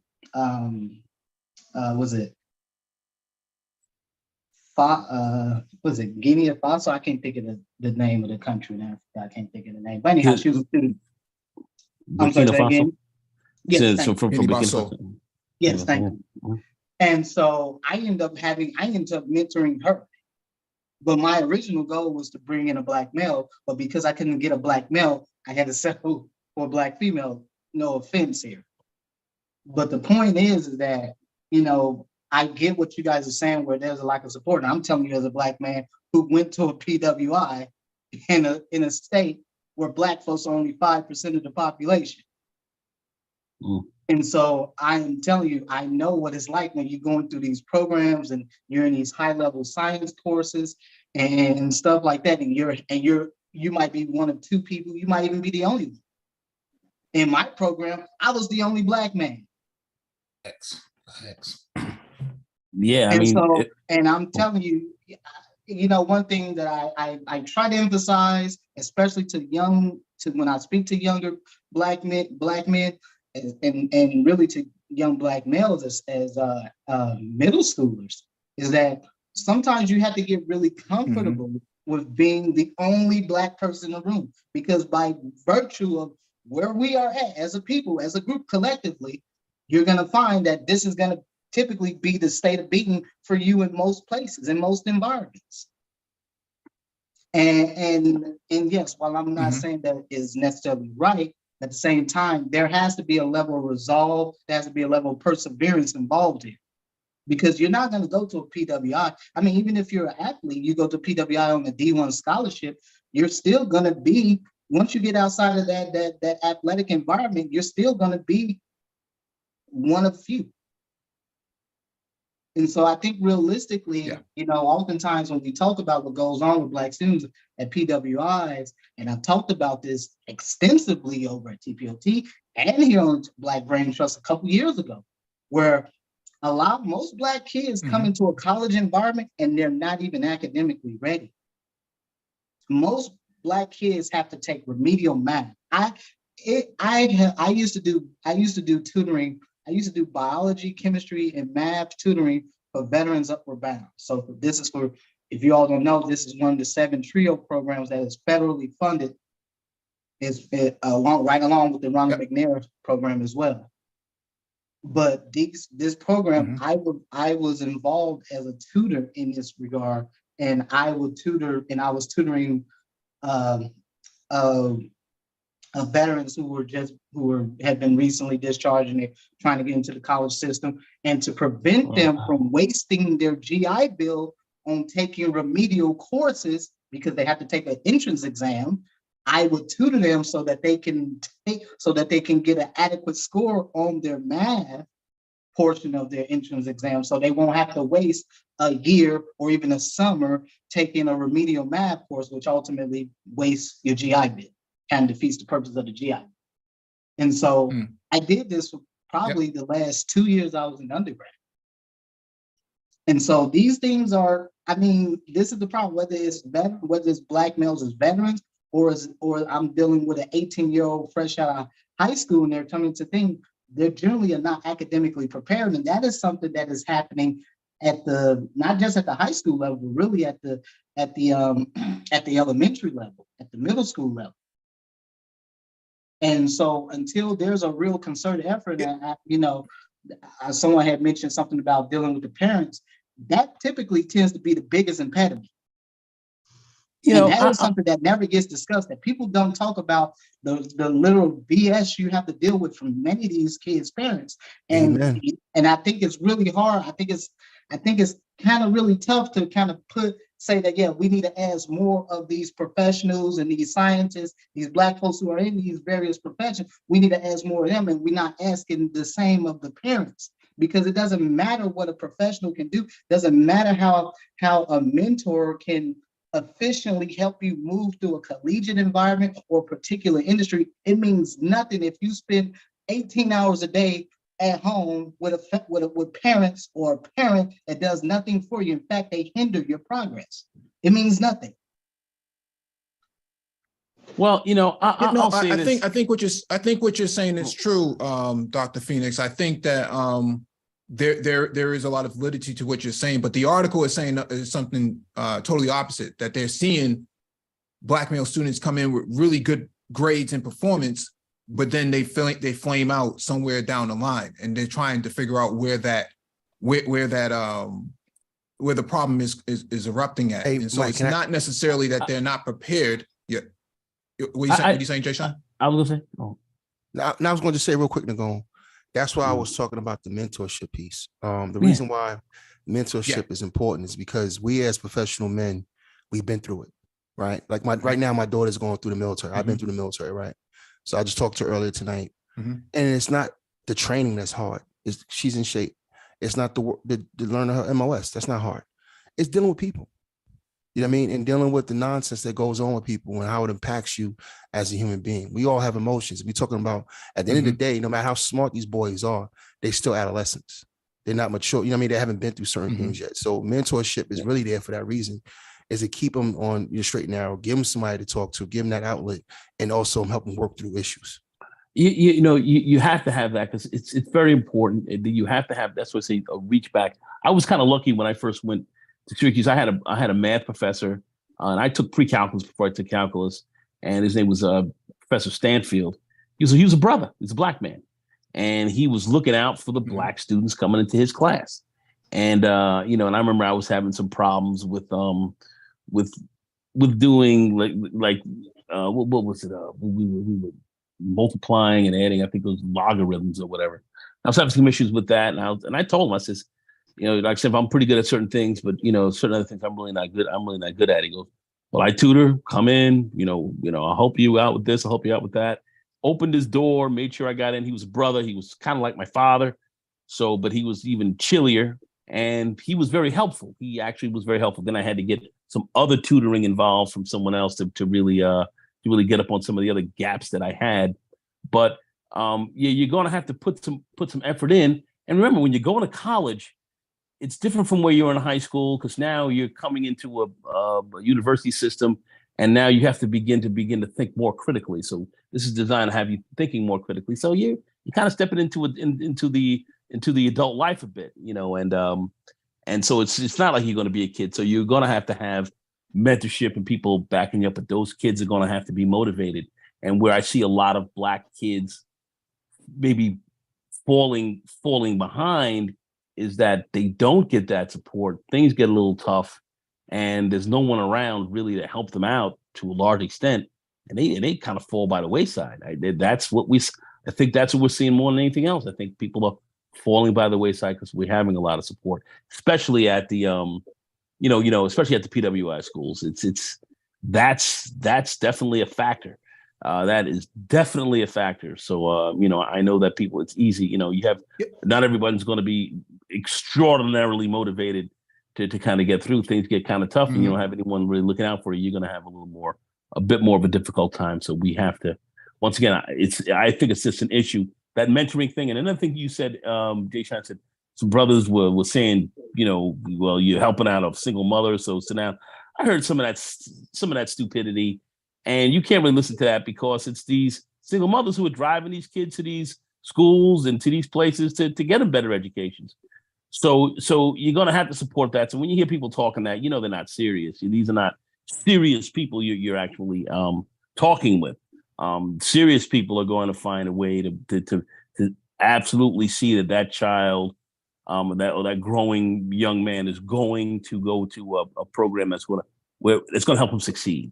So you're going to be trying to help them succeed, whether it's sports, whether academics, or you're going to do all you can to help that kid succeed. You're going to support them. So anybody say something really quickly. Anybody saying that is way out of line. Anyway, go ahead.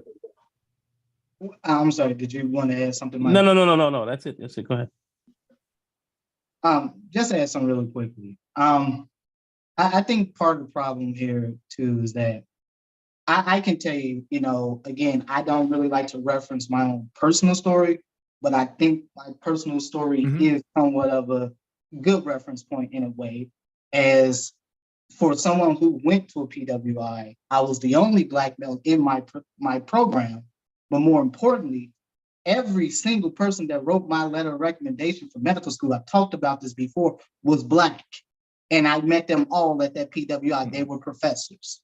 In fact, she was my mentor when I was, she still is my mentor to this day, but she spoke, and she has been a regular speaker at the NIH when they have their lecture series. She's also sit on a number of federal task force in relation to all manner of issues around public health and a number of other things. But the point of what I'm getting at is that I met these folks at a PWI. So I think it's not really fair to say that these folks aren't there, or that they're not willing to, or that the support isn't there. Is that oftentimes it truly is on the student to seek out those people. Those people usually make themselves known. Now, what they don't do is sit here and hold your hand. And I think part of the problem that we really need to acknowledge here is that there does have to be some initiative among students. And I think many Black students, in my personal experience dealing with Black students who are coming in as freshmen, is that many of them think that they can do what they used to do in high school. They think the competition is the same as it was in high school. And many of them, yeah, you might have been a good student. You might have been a 3.5, 3.7, whatever student in your high school class. But if you went to a high school that was in a Black neighborhood and most of the students was Black, what does it mean when you have to go to a PWI, for example, and you're up against competition internationally? People from all walks of life and all ethnicities are sitting in these lectures hall with you, and they are maybe more well or maybe better prepared than you are. Man, you were hitting it right on the head, because And so that is the fundamental problem. I think we're really not getting at is that, no, look, you know, one of my mentors I just talked about, my other mentor, this brother is a retired Air Force pilot and a family practice physician. It was him who actually got me to start to look at again going to medical school. I had initially gave up on going to medical school. It was my conversation with him that put me back on that track. And it was what were your areas of weakness, Dr. Phoenix? Was that? What were one of the areas of weakness that you've had in medical school? Was it math? Was it the biology? Where were your weaknesses? No, I was always really good. I think for me, one of my things, I wasn't probably the best studier, and me be given my background because I was a military medic. For me, it was always I was great at the hands-on stuff. You know, probably my weaker areas was I wasn't the best studier because I probably wasn't the greatest, wasn't the best organized student. I just had the knowledge. I can recall stuff, and so I wasn't the greatest studier, if you will. But in reality, believe it or not, medical school is not as difficult as people believe it is. It truly is. The hard part about medical school is that you get a lot of information thrown at you in a short amount of time. I don't know, man. The adage that is oftentimes used is that you're drinking from a fire hydrant. So anyone, you break open a fire hydrant, water just comes rushing out. And I'm not saying that there are things that are difficult, concepts that are difficult, yeah, because there are body systems like the cardiovascular system can be pretty tough for a lot of students.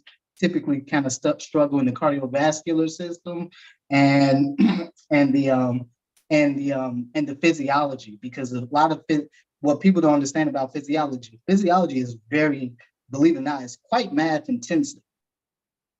Yeah, because a lot of fundamental issues that govern what we see involved in like basic physics and chemistry and stuff like that, all that also takes place in the body as well. And so you're dealing with things like pharmacokinetics, pharmacodynamics, stuff like that. These things are very math intensive. You're looking at oxygen diffusion rates and stuff like that. These are things that are intensive and important. Why would oxygen diffusion be important? Why? Because you had something called COVID-19. And why do you have to put people on ventilators? And what are ventilators? Ventilators are a terminal process. And so the point is that, to get students to that point, they have to be made into that. And that requires a level of discipline, and not just from the student, but really, it becomes really a community effort, if you will. Black folks forever complain about they don't get the standard of care in the medical system, but Black folks aren't making a real effort at producing their own medical professionals. Every other group does. I went to school with Mom. Okay, one of my best friends through undergrad is Mom. Okay, and anybody that's familiar with Hmong people understand that they're very little known group. You only really know of them in a few states here in the country. But again, they are people that suffer from many of the same issues that Black folks do, but they are better organized people because they understood that, hey, this is what's going on with our community. These are the health issues we're dealing with. This is what we need this generation of folks doing, and this is where we put our efforts in. And so again, it has to be a collective issue. It has to be a collective issue. I think I'm not saying that these schools aren't at fault here, because they are in many respects, but I'm also saying it's also Black people's fault as well, because you can't have these systemic level issues, and you don't have the target population not being complicit at some level. Well, hey, Dr. Phoenix, I just want to say this. Is he still talking, or I'm sorry?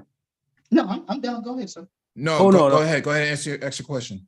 Yeah. I was going to ask, Dr. Phoenix, you have to understand, like in a medical program and studying, I was pre-med. I understood what all that was about. And I went to grad and took some very, very difficult courses. Knowing how to study is very important. A lot of kids who come out of these Black schools and so forth who do well, like you say, they turn it up a notch when you get to college. And now, the amount of study time you have to put in to really be successful and do well is kind of like doubled to what you were doing in high school, doubled, maybe tripled, depending on what majors you're getting involved with. So there's a lot there. That's where I think there is once again, it's a big part, I think, to really be mentored properly. A lot of kids come in, they don't see what they're getting ready to get hit with, or they think they understand and they get hit with this stuff. And it's like, whoa, hold on one second. It's definitely, if you're going to get involved, especially in the natural sciences, where you're going to be getting involved with physics and chemistry and this kind of stuff, that takes a lot more study. It takes a lot more study. It takes a lot more study. People not aware of that. So you might have it in high school where you can get away with it a little easier. But if you're taking a college physics course or whatever, you got to put in 40, you got to look at putting in 48 hours a week on just one of those courses. 40 hours a week, that's 2 days. You're not gonna study 2 days. You have to break down. What's that gonna look like? 8 hours, 8 hours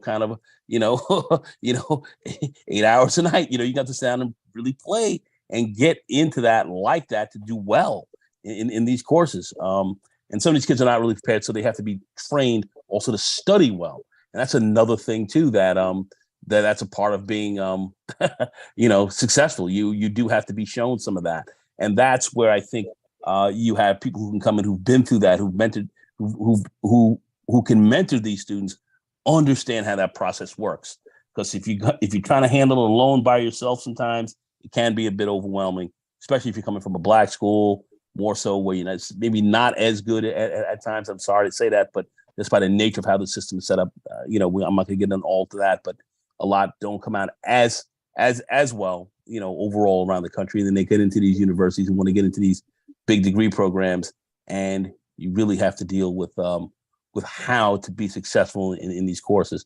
And yeah, you got to put a lot of study time in, but you have to understand how to study for these courses and so forth. And that mentorship is big. I think that's really helpful. And I did have some help in at least getting through certain things. I did have some help where if I was trying to do it on my own, I don't think I would have made it. So I'm just going to interject and put that in there, because I think a lot of stuff that you're talking about is absolutely right on the money, but that's where I think we need to have that. We need to have a lot of backup there. But anyway, go ahead. I would just say, my situation, there is some uniqueness to mine because I was a medic, so I did have a prerequisite set of knowledge. And so, just having been in the military at a young age, you just kind of develop that sort of that tough, that thick skin, that perseverance in a sense. But also, too, I was at a PWI and I had all Black mentors. All my mentors were Black. That's not something that's huge, particularly common. But that's huge, man. That's huge. And I was fortunate in that respect. No, I'm saying that's huge. It's a big advantage here. Yeah, let me get to Jay Charles. He hasn't spoken yet. What's going on, Jay Charles? Hey, how you guys doing tonight? Chilling, bro. What's going on? Hey, Jay, what's going on, bro? Yes, sir. I can hear you.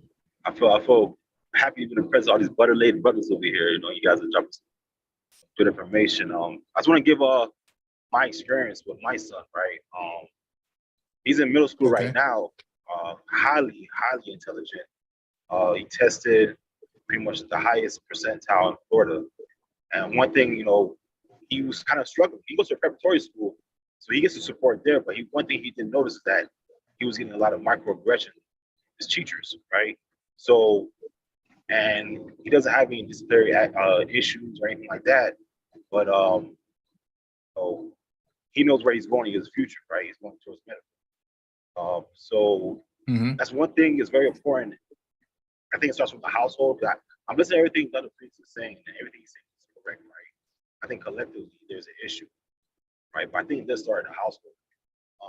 I have conversation with my son, and we have like I take a lot of things from this space, especially the brain trust and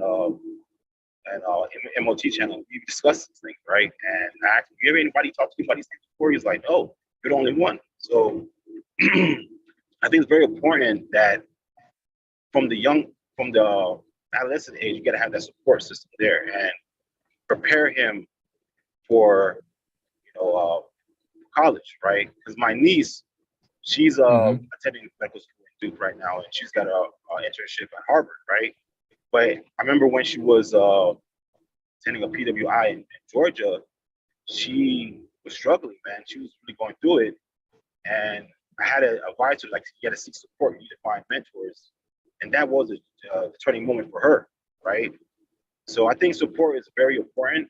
You have all the time in the world, right? But you need a support system. I think with us as being Black people, just from our genes, like we're tribal people, right? We need support. We need each other. So I think that sometimes we forget that we introduce that Western individualism, that rugged individualism, to our children, and that's when they fall. So I think it's more of a culture issue, right? We need to push more community. But the only thing my concern is like, my son, he has support there with me. He goes to the school, very supportive of the school. He supports us. But I know that when he gets into, to college, kind of on your own, right? So what suggestions you guys have? If you guys have older children, and like for Nagone and Jay Shana, what do you advise for my son? Like, what should I do to make sure he's prepared that once he gets into that realm, he's okay. Obviously, I'm not going to be with him there in school once he gets in, but like, what will work for you guys? What did you guys do? Now for myself, yes, I actually when I first went to school, and I definitely and with math and stuff, I had some gaps, man. I had gaps, so I was quick on picking up. I think he's asking about things. kids, Nagone. I think. Yeah, but I'm saying, as far as I had gaps and so forth. So what I'm saying is I had to go and literally seek out tutoring programs for myself to actually get better, or I was going to get vamped. And I think your kids, if they're you're talking about going to college now, or you talking about going to university, or you starting at school, I think if they're going to start to look at that, they have to look at study groups. And look at, because you have some kids who are seniors and juniors who maybe have gone through these courses before, and they have tutoring sessions. You can go into the student centers and so forth and take a look and see who is offering tutoring sessions. And a lot of them will do them for free during, study periods and so forth that they have at the school library or whatever. And literally go in there and work with someone where they can actually get some of that support. They got to seek out and get support, especially when things are getting difficult on their own. Because not everybody is perfect. You're not going to come in school and be an expert on everything. And if the information gets a little bit fast, it's always good to have somebody who can actually help you.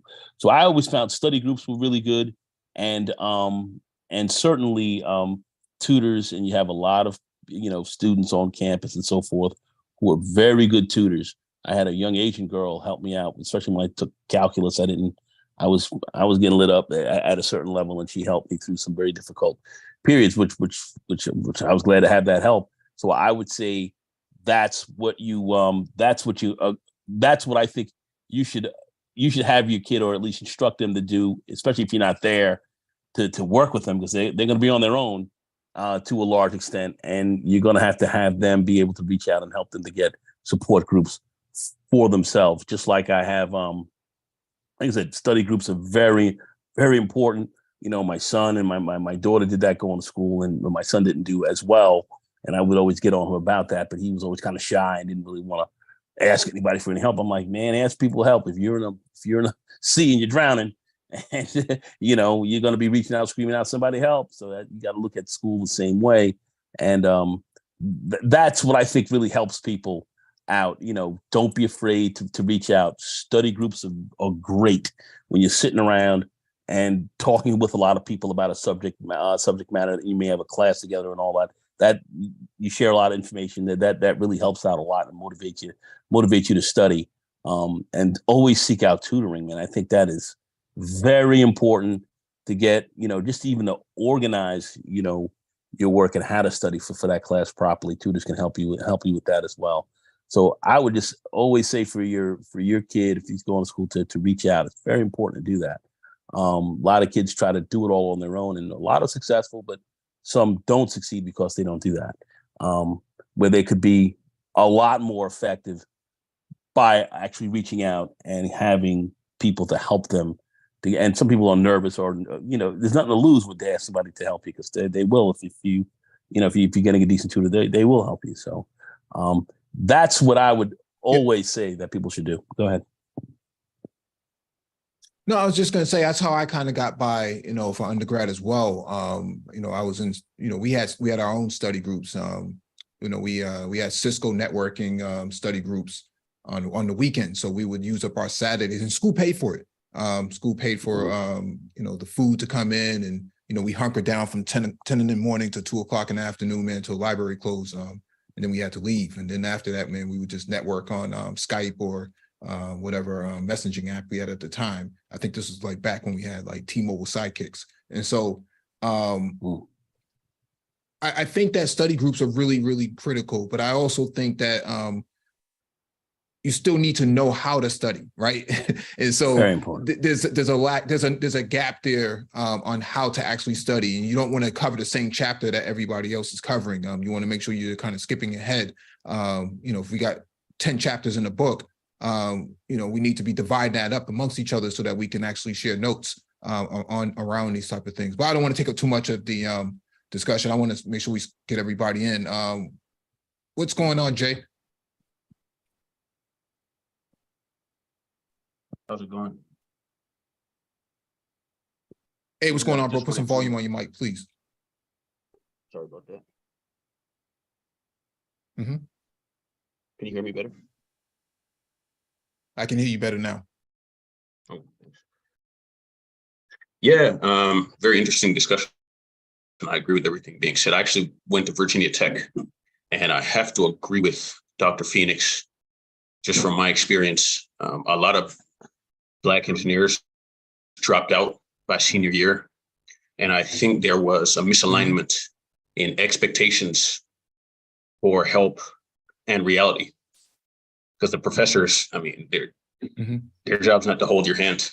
A lot of times I talk to guys, they say they work in support, they need it, and I'd be a little confused.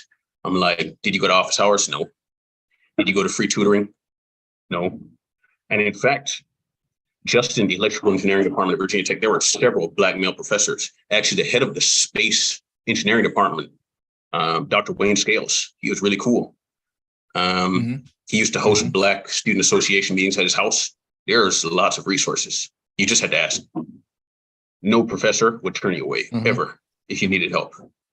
But I think just to make that first step, I think a lot of guys are trying to do it on their own. Trying to be Superman instead of just asking for help. And once I realized that, my grades skyrocketed. I got to the dean's list, just need to ask for help. You need help. In fact, I've asked professors for their home numbers and they give it to you. Yep. Like non-Black professors, Asian professors, I'm like, hey, I might need some help over the weekend. You don't have office hours. Can I get your number? You're like, sure.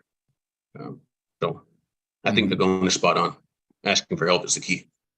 Yeah, that I found was so important. You know, and so my grandson, you know, he was messing up a little bit last year in math. And then, you know, just the whole COVID thing, and he had kind of fallen behind, and I was getting a little bit, you know, irritated with him. But then I started looking at it was the system. The system itself was failing them, you know, and I realized that. I was like, oh, shit. I was like, the system is not, you know, he wasn't getting school right. You know, they were trying to do this online stuff, and It was just, it was all effed up, man. So many kids fell behind. Many kids, white, black, whatever, fell behind massively. And my grandson was, and then one day I called him. He was trying to lie to me about his grades. And I was like, don't lie to me. I'm your grandfather. Don't ever lie to me. You don't need to. Tell me what's going on with school. He started crying, but then he ended up telling me, okay, this is what's going on, Grandpa. This is how I'm doing. I says, I'm here to help you. So I'm a resource. But let's get this thing right. Let's get this thing together. And, got him a tutor who he could sit down and talk with and deal with him. I understood algebra, so I was working with him as well. But I wanted to also work with somebody who was young and intelligent and sharp, who it was male. I preferred a black male to work with him, but it was a white boy. But anyway, he was very good, excellent at the basics, picked up on where he had gaps and so forth, and got him up to speed pretty quickly. And he was very motivated to learn. And he's turned this thing around. 180. So he's doing really well now. But the name of the game was to catch him before he dropped through the hole and not catch it. And he was a little nervous to ask for help. So I was there at least to be there to at least to have to help him catch that issue. But the name of the game was to get that help. And you do have to get that because so many of us need that. We don't get that support. So that's a big thing for a lot of us. That's why I say it's so important for many of us black men to be involved in this program, especially the younger black men, the guys in their 20s, early 20s, very late teens, early 20s, who can really help to tutor a lot of these young kids. This is big to them. They really look at that as like, that's very advantageous for them, very advantageous. And I was listening to what Dr. Phoenix was saying, that he had a lot of black, the tutors I got around him, even though he was kind of advanced in certain ways. The black tutors around him and the mentors around him really helped to push him. That's a gift. That's a gift, man. I'm sorry to say that. It's a gift. So we definitely want to increase that. I'll just leave it at that. That's it. Hey, can I say something real quick? No. I just want to respond Yes, to sir. Yes, sir. something Jay just said that was really poignant. The reason why I talk about discipline and male mentorship is because part of that process is keeping young men humble. I think a lot of black people, and it's not just black boys, but just black people in general, when they make it to a certain level, they feel like they made it and that's it. They don't understand how to keep the long-term goal at the focus, right? And it's easy for people to deviate. And I think that adds also to burnout, because the goal wasn't to get to Virginia Tech. Just use Jay's example, right? The goal was longer than that, right? I will say this. A lot of young men do have a problem reaching out for help. That's why we have to identify them and we have to stay on them. Girls, on the other hand, will reach out. I've seen this happen many times. To give you quick examples, I'm actually looking at my IG right now. The trip I was in Paris, I took my daughter and her two friends. It was two 17-year-olds and a 16-year-old. So I'm in Paris with three young black girls, okay? And we're doing all the Eiffel Tower, the Louvre. So we're in the Louvre, and we start talking about historical stuff, and I start going on about something I saw in there. My daughter's two friends asked questions, and we had this long hour engaging conversation in front of some artifacts inside the Louvre. You know what I mean? So girls will approach you and they will inquire. That's one thing about them that we have to give them, we have to understand about girls. So that's why I focus on young men above other reasons. We need to really focus on young men for a lot of reasons. But one of the main reasons is that our young men sometimes they will not reach out. Some of us, even the ones who have the ambition, we get hard-headed. We just want to figure it out on our own. So we have those. Then you have those who just never reach out and they get burnt out and don't know which way to go. And then they start turning inward, and that's never a good thing, right? So the black male mentorship has to be there, and it has to be there in two different ways. You got young people we have to get to a certain level. And then when you got a kid, let's say Virginia Tech was probably 10 times smarter than me, that he doesn't need my tutelage in regard as far as what he's doing, but he needs guidance. You know what I mean? Somebody to keep him on track. So there's a lot of different things that are necessary, especially in this time and this era. We have so many distractions, so many things that kids get caught up in, whether it's drugs, social media, whatever, right? We have to be there to make sure they have guidance. And it has to be professional black men who have something to show, guys who've been through the ringer, guys who've been through something, guys who've been working at a high level, that so we can answer certain things or see certain things that they're going through and address them. Mm-hmm. Yeah, I think I agree with you, and I agree with.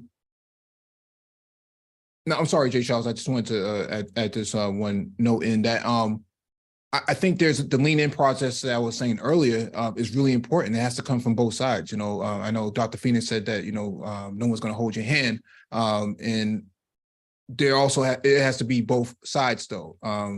The lean-in process has to come from faculty and adults, and I also think that the lean-in process also has to come from the students. Go ahead, Jay Charles. Or maybe that was me. Just one thing to add.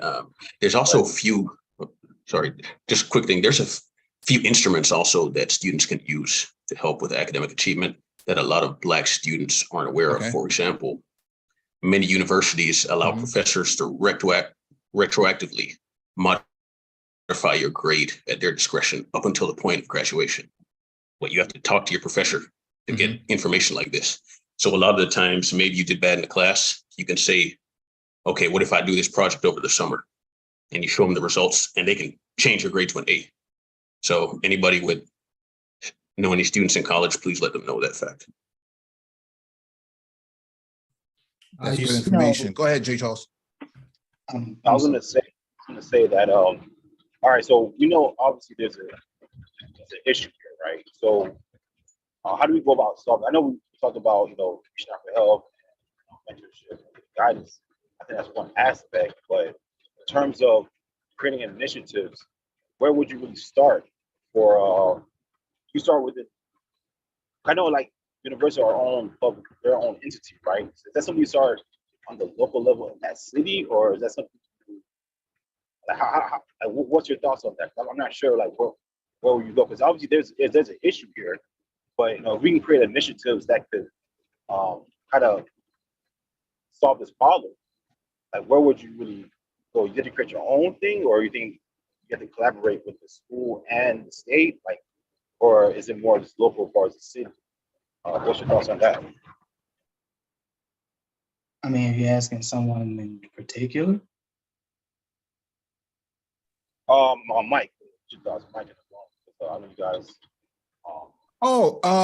To answer your question real quick, you have to collect a lot of data as to where the impact is, where the signs of trouble are going to be at, and then you have to make the business case or the social case for how you can actually address them. And there's a myriad of ways you can actually address certain things. I'm going to play the video after Dr. Phoenix gives his take on this, but I think that not having enough data to identify where the trouble is. A lot of Black boys end up really poor at math for whatever reason. I think most of Black people in these inner cities are just victims of the public school system through and through. And so that plays a significant role. And I think the way we're teaching Black kids in these schools with this 19th and 20th century sort of learning paradigm, it doesn't really apply in modern day at all. I think that is a huge problem because you send them out to post-secondary education, and then they, they just flame out, and you got to go back prior to post-secondary education to actually address some of these issues. You got to do a lot of data analysis, do a lot of data collection and a lot of data analysis. Go ahead, Dr. Phoenix.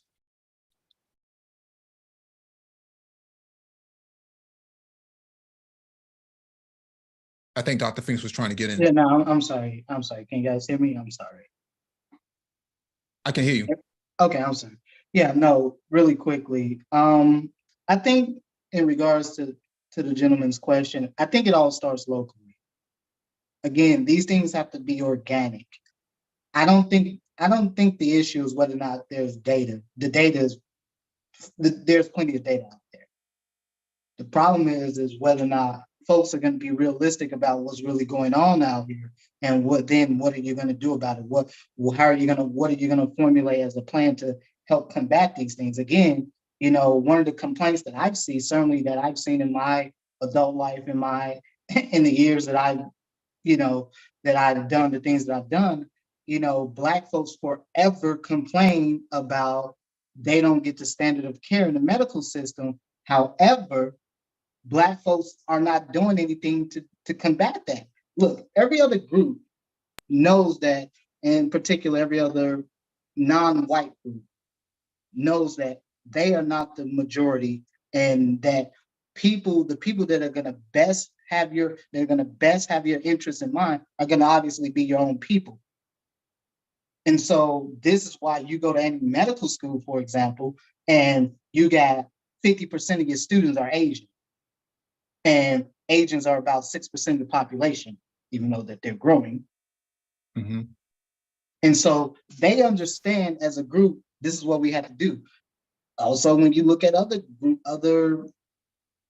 religious minority groups like Jews, for example, again, a small percentage of people, not just here in the United States, but globally, but yet they're overrepresented in certain elite professions, if you will. And that's not by accident.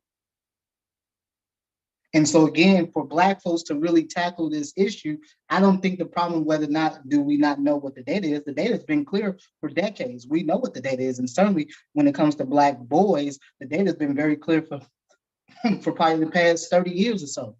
This has been a trend we've been seeing before some of the folks in the chat were born, and hell, even when I was a kid. So I think at the same time, you know, to the brother's question, I mean, Black folks are going to have to collectively understand that this is going to take a collective, this is a cultural and a collective problem that is going to take a cultural and a collective solution.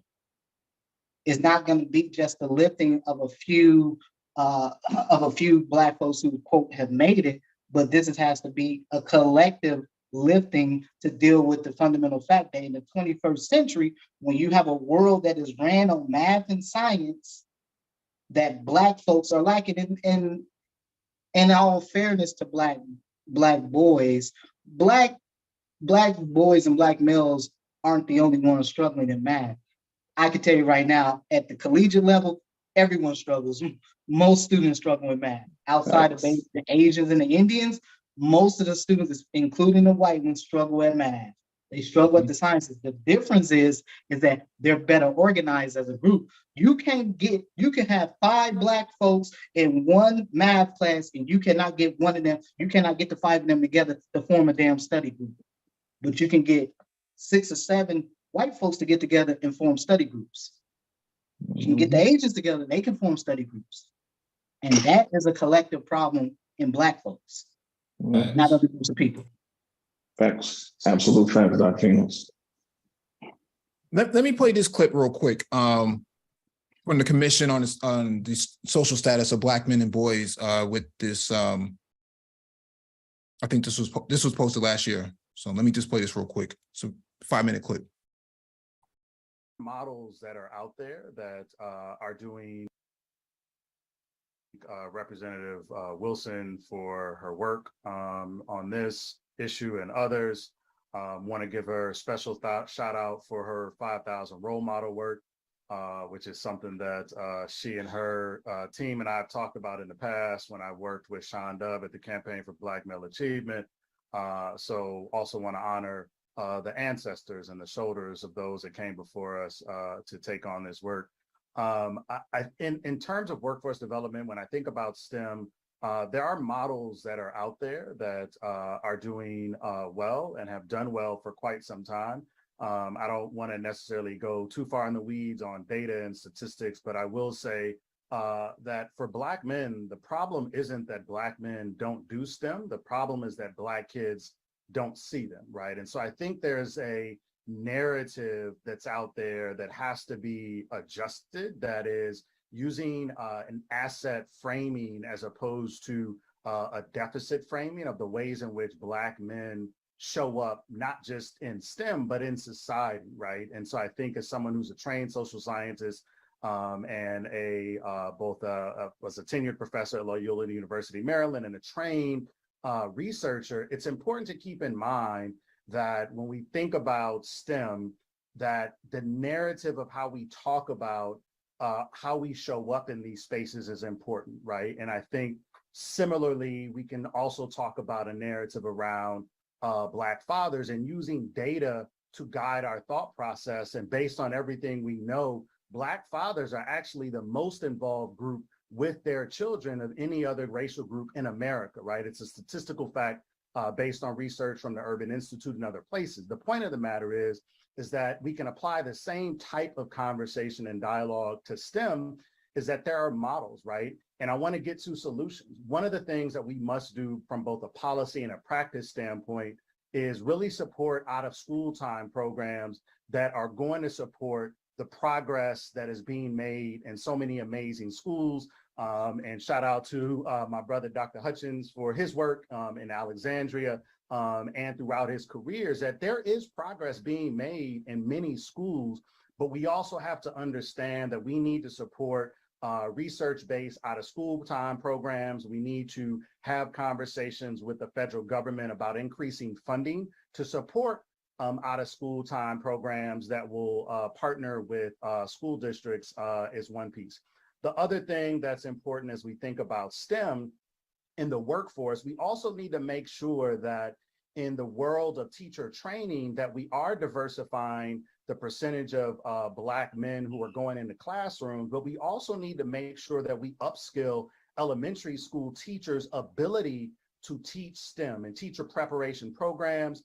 They spend a lot of time on literacy, and rightfully so, right? However, we also need to upskill and make sure that we're training the next generation of elementary school teachers to be scholars and leaders around STEM pedagogies that are both culturally relevant as well as sustainable in our schools.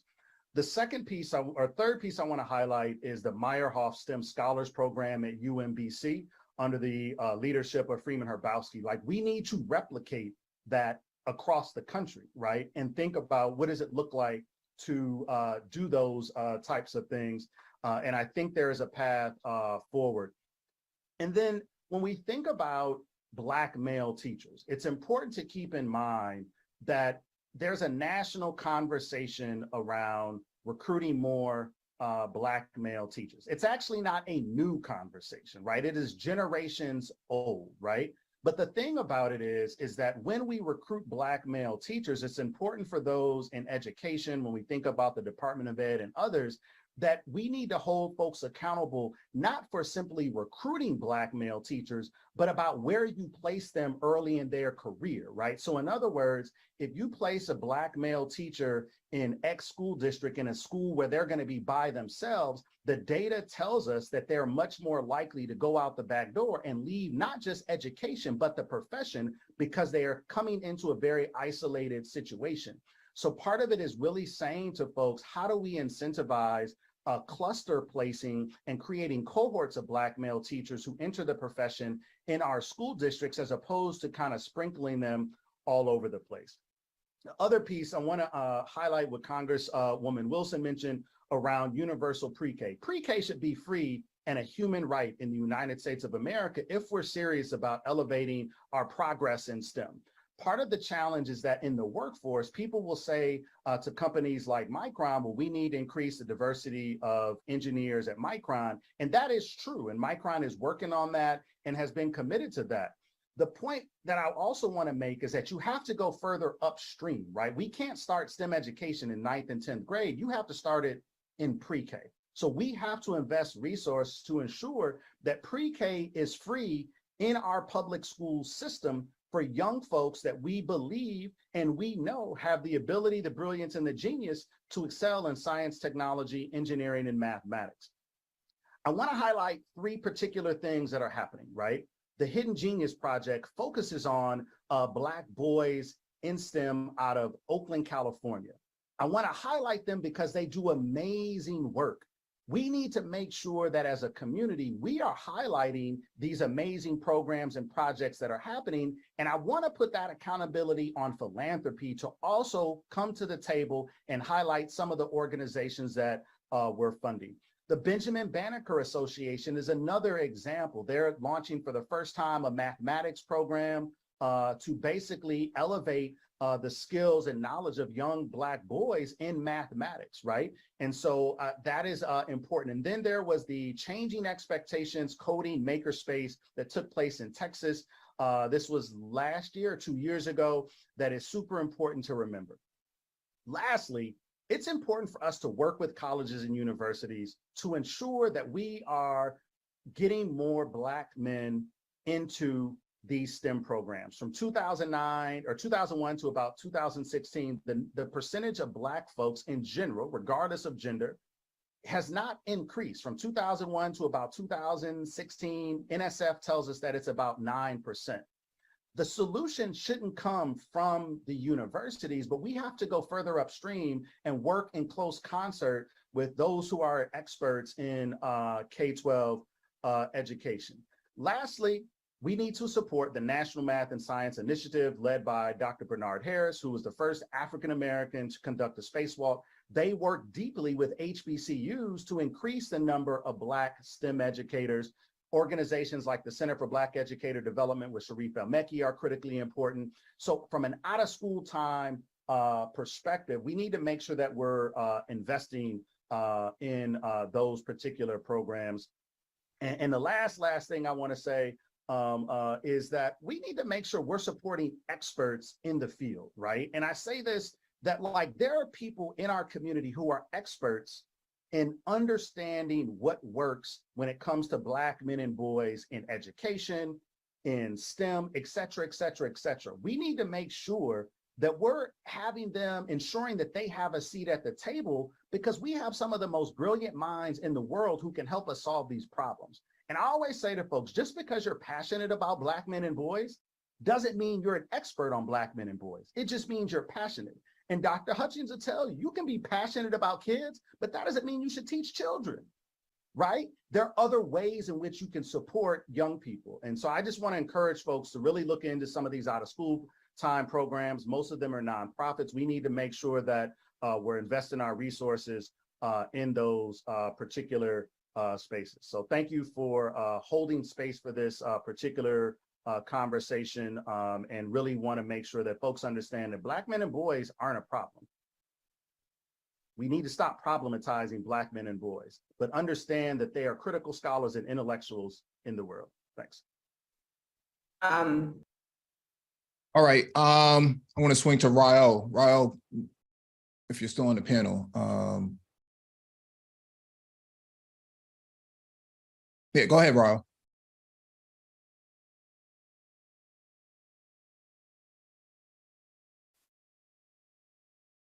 I think somebody dropped from the panel. No, we still here. I think Raul probably walked away. All right. Yeah. Hey, can I say something real quick, Mike? Yeah, go right ahead. Go right ahead. I just wanted to add, man, like, I love that piece you just played. It talks about a lot of issues that are going on, you know, that, you know, we got to look at, especially when we talk about Black, you know, teachers, right? But also there needs to be a change to how America goes about educating, not children, educating our people, right? Because we keep using the word children sometime, and no, we're educating people, we're cultivating people. I'm over in Germany and I cross-reference this information because I've heard it before, but I also was hanging out with my neighbors 3 weeks ago, and they had a brand new baby. So I'm down there holding a white baby, a whole white baby, Mike V, for an hour. You know, anyway, Jay Sean had a whole white baby on his lap, but I'm hanging out with my neighbors, and the wife, she's an educator, and she was telling me how the system goes in Germany, but it's not just Germany, it's the Netherlands, Scandinavia. They have aptitude tests, right? And they don't allow their people to go get any kind of education. As they're going from grade to grade to grade, they're seeing where you belong. So the only thing that's available to you is these courses, right? So if somebody has the aptitude for engineering, they push them towards engineering. You know what I mean? If they have the aptitude for architecture, they push them towards architecture. The education system is very intentional. Now, I know that sounds like some real autocratic shit, but think about it. We do that already. We do that with the military, with the ASVAB test. You only can get certain MOSs if you get certain scores. right? We do that with special programs in education, special education programs. If you don't have the certain scores, you can't get in those programs. You can't get in certain schools without certain programs. So I'm thinking, what I'm saying is from the top down, we have to be more intentional. That's why I always keep talking about aptitude all the time. When we mentoring young men, we got to figure what these guys are really good for, how they tick, and what's going to be the best path for them that make them more successful. Because they go half cocked and just say, I want to be a seamstress. And I'm like, look, dude, that's not you. You know what I mean? Yeah. But you can't say it that way. We have to do it in a more systematic way. They don't have a bunch of women out here, with social degrees, and they don't have that bullshit over here. They don't have a bunch of useless degrees running around. They don't have that. They're very intentional how to educate their people, thus also the fact that prostitution is legal over here, but I'll leave that alone. The bottom line is that we have to be more intentional on how we educate our people. You know what I mean? And that's something that we don't really hear any really deep or big conversations about when it comes to education in America. Absolutely. Can I get in on this? Go right ahead. I've been chomping at the bit because, boy, this is, Doc Phoenix, he dropped some gems. Look, I noticed just from when I was in undergrad, I noticed there were a lot of Black students who really were ill prepared. And, you would take your classes, and because I call college the last playground. It's the last place where you can, as a young adult, play around and still have a little fun like you did in high school, but it's much more serious in terms of the ramifications of what it means. And so, you get you do your assignments, your papers or whatever, and the people who will play, like they see an A on your paper and they're like, man, how did you do that? Well, I read the material and I studied and I grasped what, we were taught. And so I was actually in a master's program, and it was instructional design and technology. And one of the things that we focused on was the current educational construct, which is outdated for an information innovation age. And so, but I think before you even get to the actual education itself, I think that we need to take into consideration the actual traumatic leap from high school to college really is. So earlier, I dropped a couple of links that one was dealing with the rates of suicide amongst college students. And for 80 years, suicide has been the leading cause of death for college students. I think now it's second. But this has been a it has been an issue that hasn't really been talked about. And I dropped another link that dealt with this one particular guy who, upon interviewing different students in college, it didn't matter the socioeconomic background. He realized that a lot of college students were having the same issue. It didn't matter what their background was. And he termed it this idea called emergent adulthood, where you're in this in-between stage. You have the potential to develop identity issues because you're not really sure of where you belong.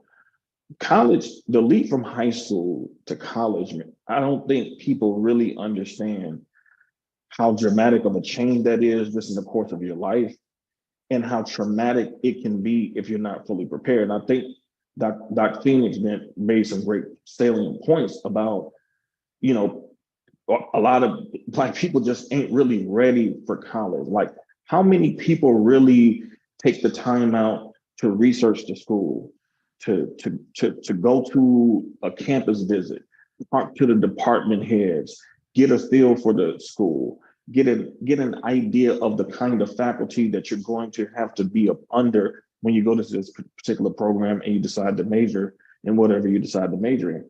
These are all types of things that might not seem like it's really critical, but it is. Because if you can get to a program and before you even get into a program, and you can have a visit or two with the faculty, and you don't get the impression that there's going to really be any help for you in that particular program, then you shouldn't go to that program, because you're not feeling like you're going to get that support you're going to need, and you're going to definitely need to get that support.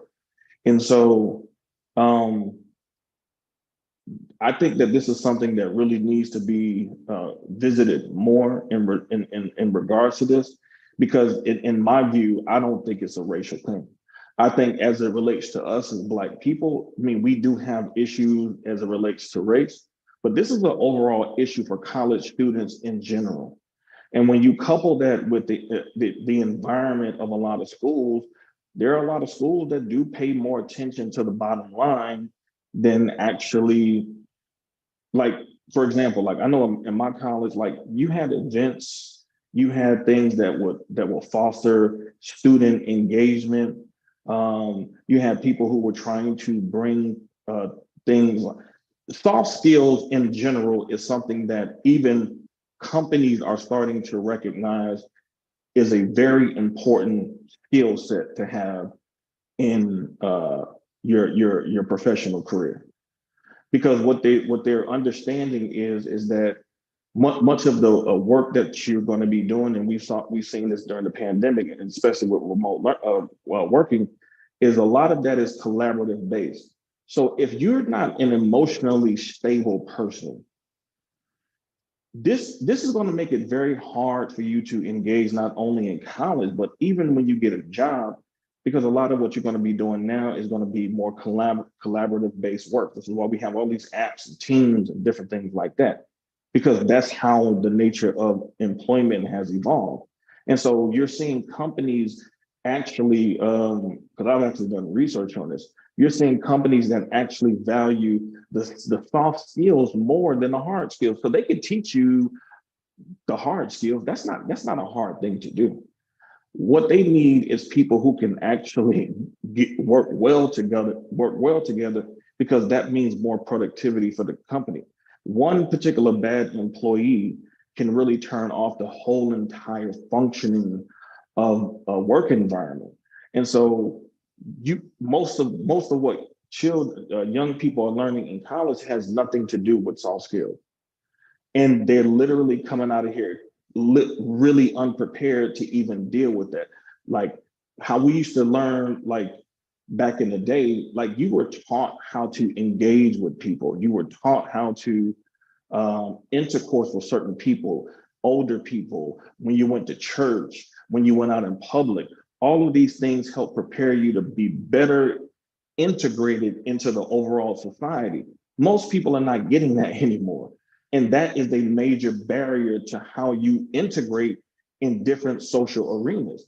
If you're not going to address that particular angle, you're going to keep, I don't care if you're white, Black, Chinese. I mean, the reason why so many people from other cultures come over here and do well, because they figure out how to integrate in the system. They figure out what the rules are. And they say, okay, we got to do it this way. So they integrate, and that nasty word that a lot of Black people don't like, assimilate. But everybody has to assimilate to some degree or fashion. If you're applying for a job, they have an expectation of how their company is ran, and you have to follow that employee guidebook and all of that. You're going to have to assimilate in a certain fashion. And if you're not going to do that, you're going to have problems. The problem is that a lot of young people are not really taught from a soft skills point of view how to actually integrate in different environments post high school. Hey, Raul, I had a question. What's going on, y'all? What's going on, bro? Hey, chilling. What's the difference between assimilation and adjusting? Like adjusting to a situation versus assimilation, in your view? To me, there is no difference. I just think that assimilation has been made to be a dirty word for Black people in terms of making Black people feel like you're selling out. That's why I wanted to kind of ask.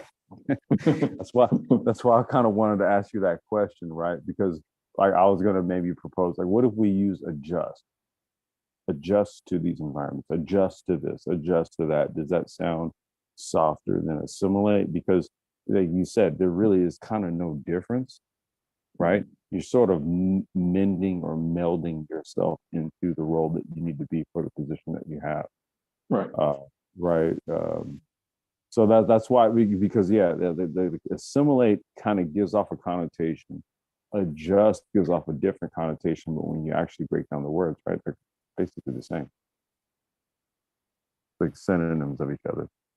Yes. I mean, like I said before, like I even recognized this when I was in undergrad myself. The lack of people to, like you said, meld into the environment that you're in. Like this is not high school anymore. This is a different ball game. In high school, there's much more of a hands-on approach. You're taught what to do. You're told what to do. In college, now you have freedom, and that might not seem like it's a big adjusting, but there is a big adjustment from going to somebody telling you what to do, telling you got to wake up and go to school, and then having the freedom to choose if you want to go to your class. That's a major change. That's a major change.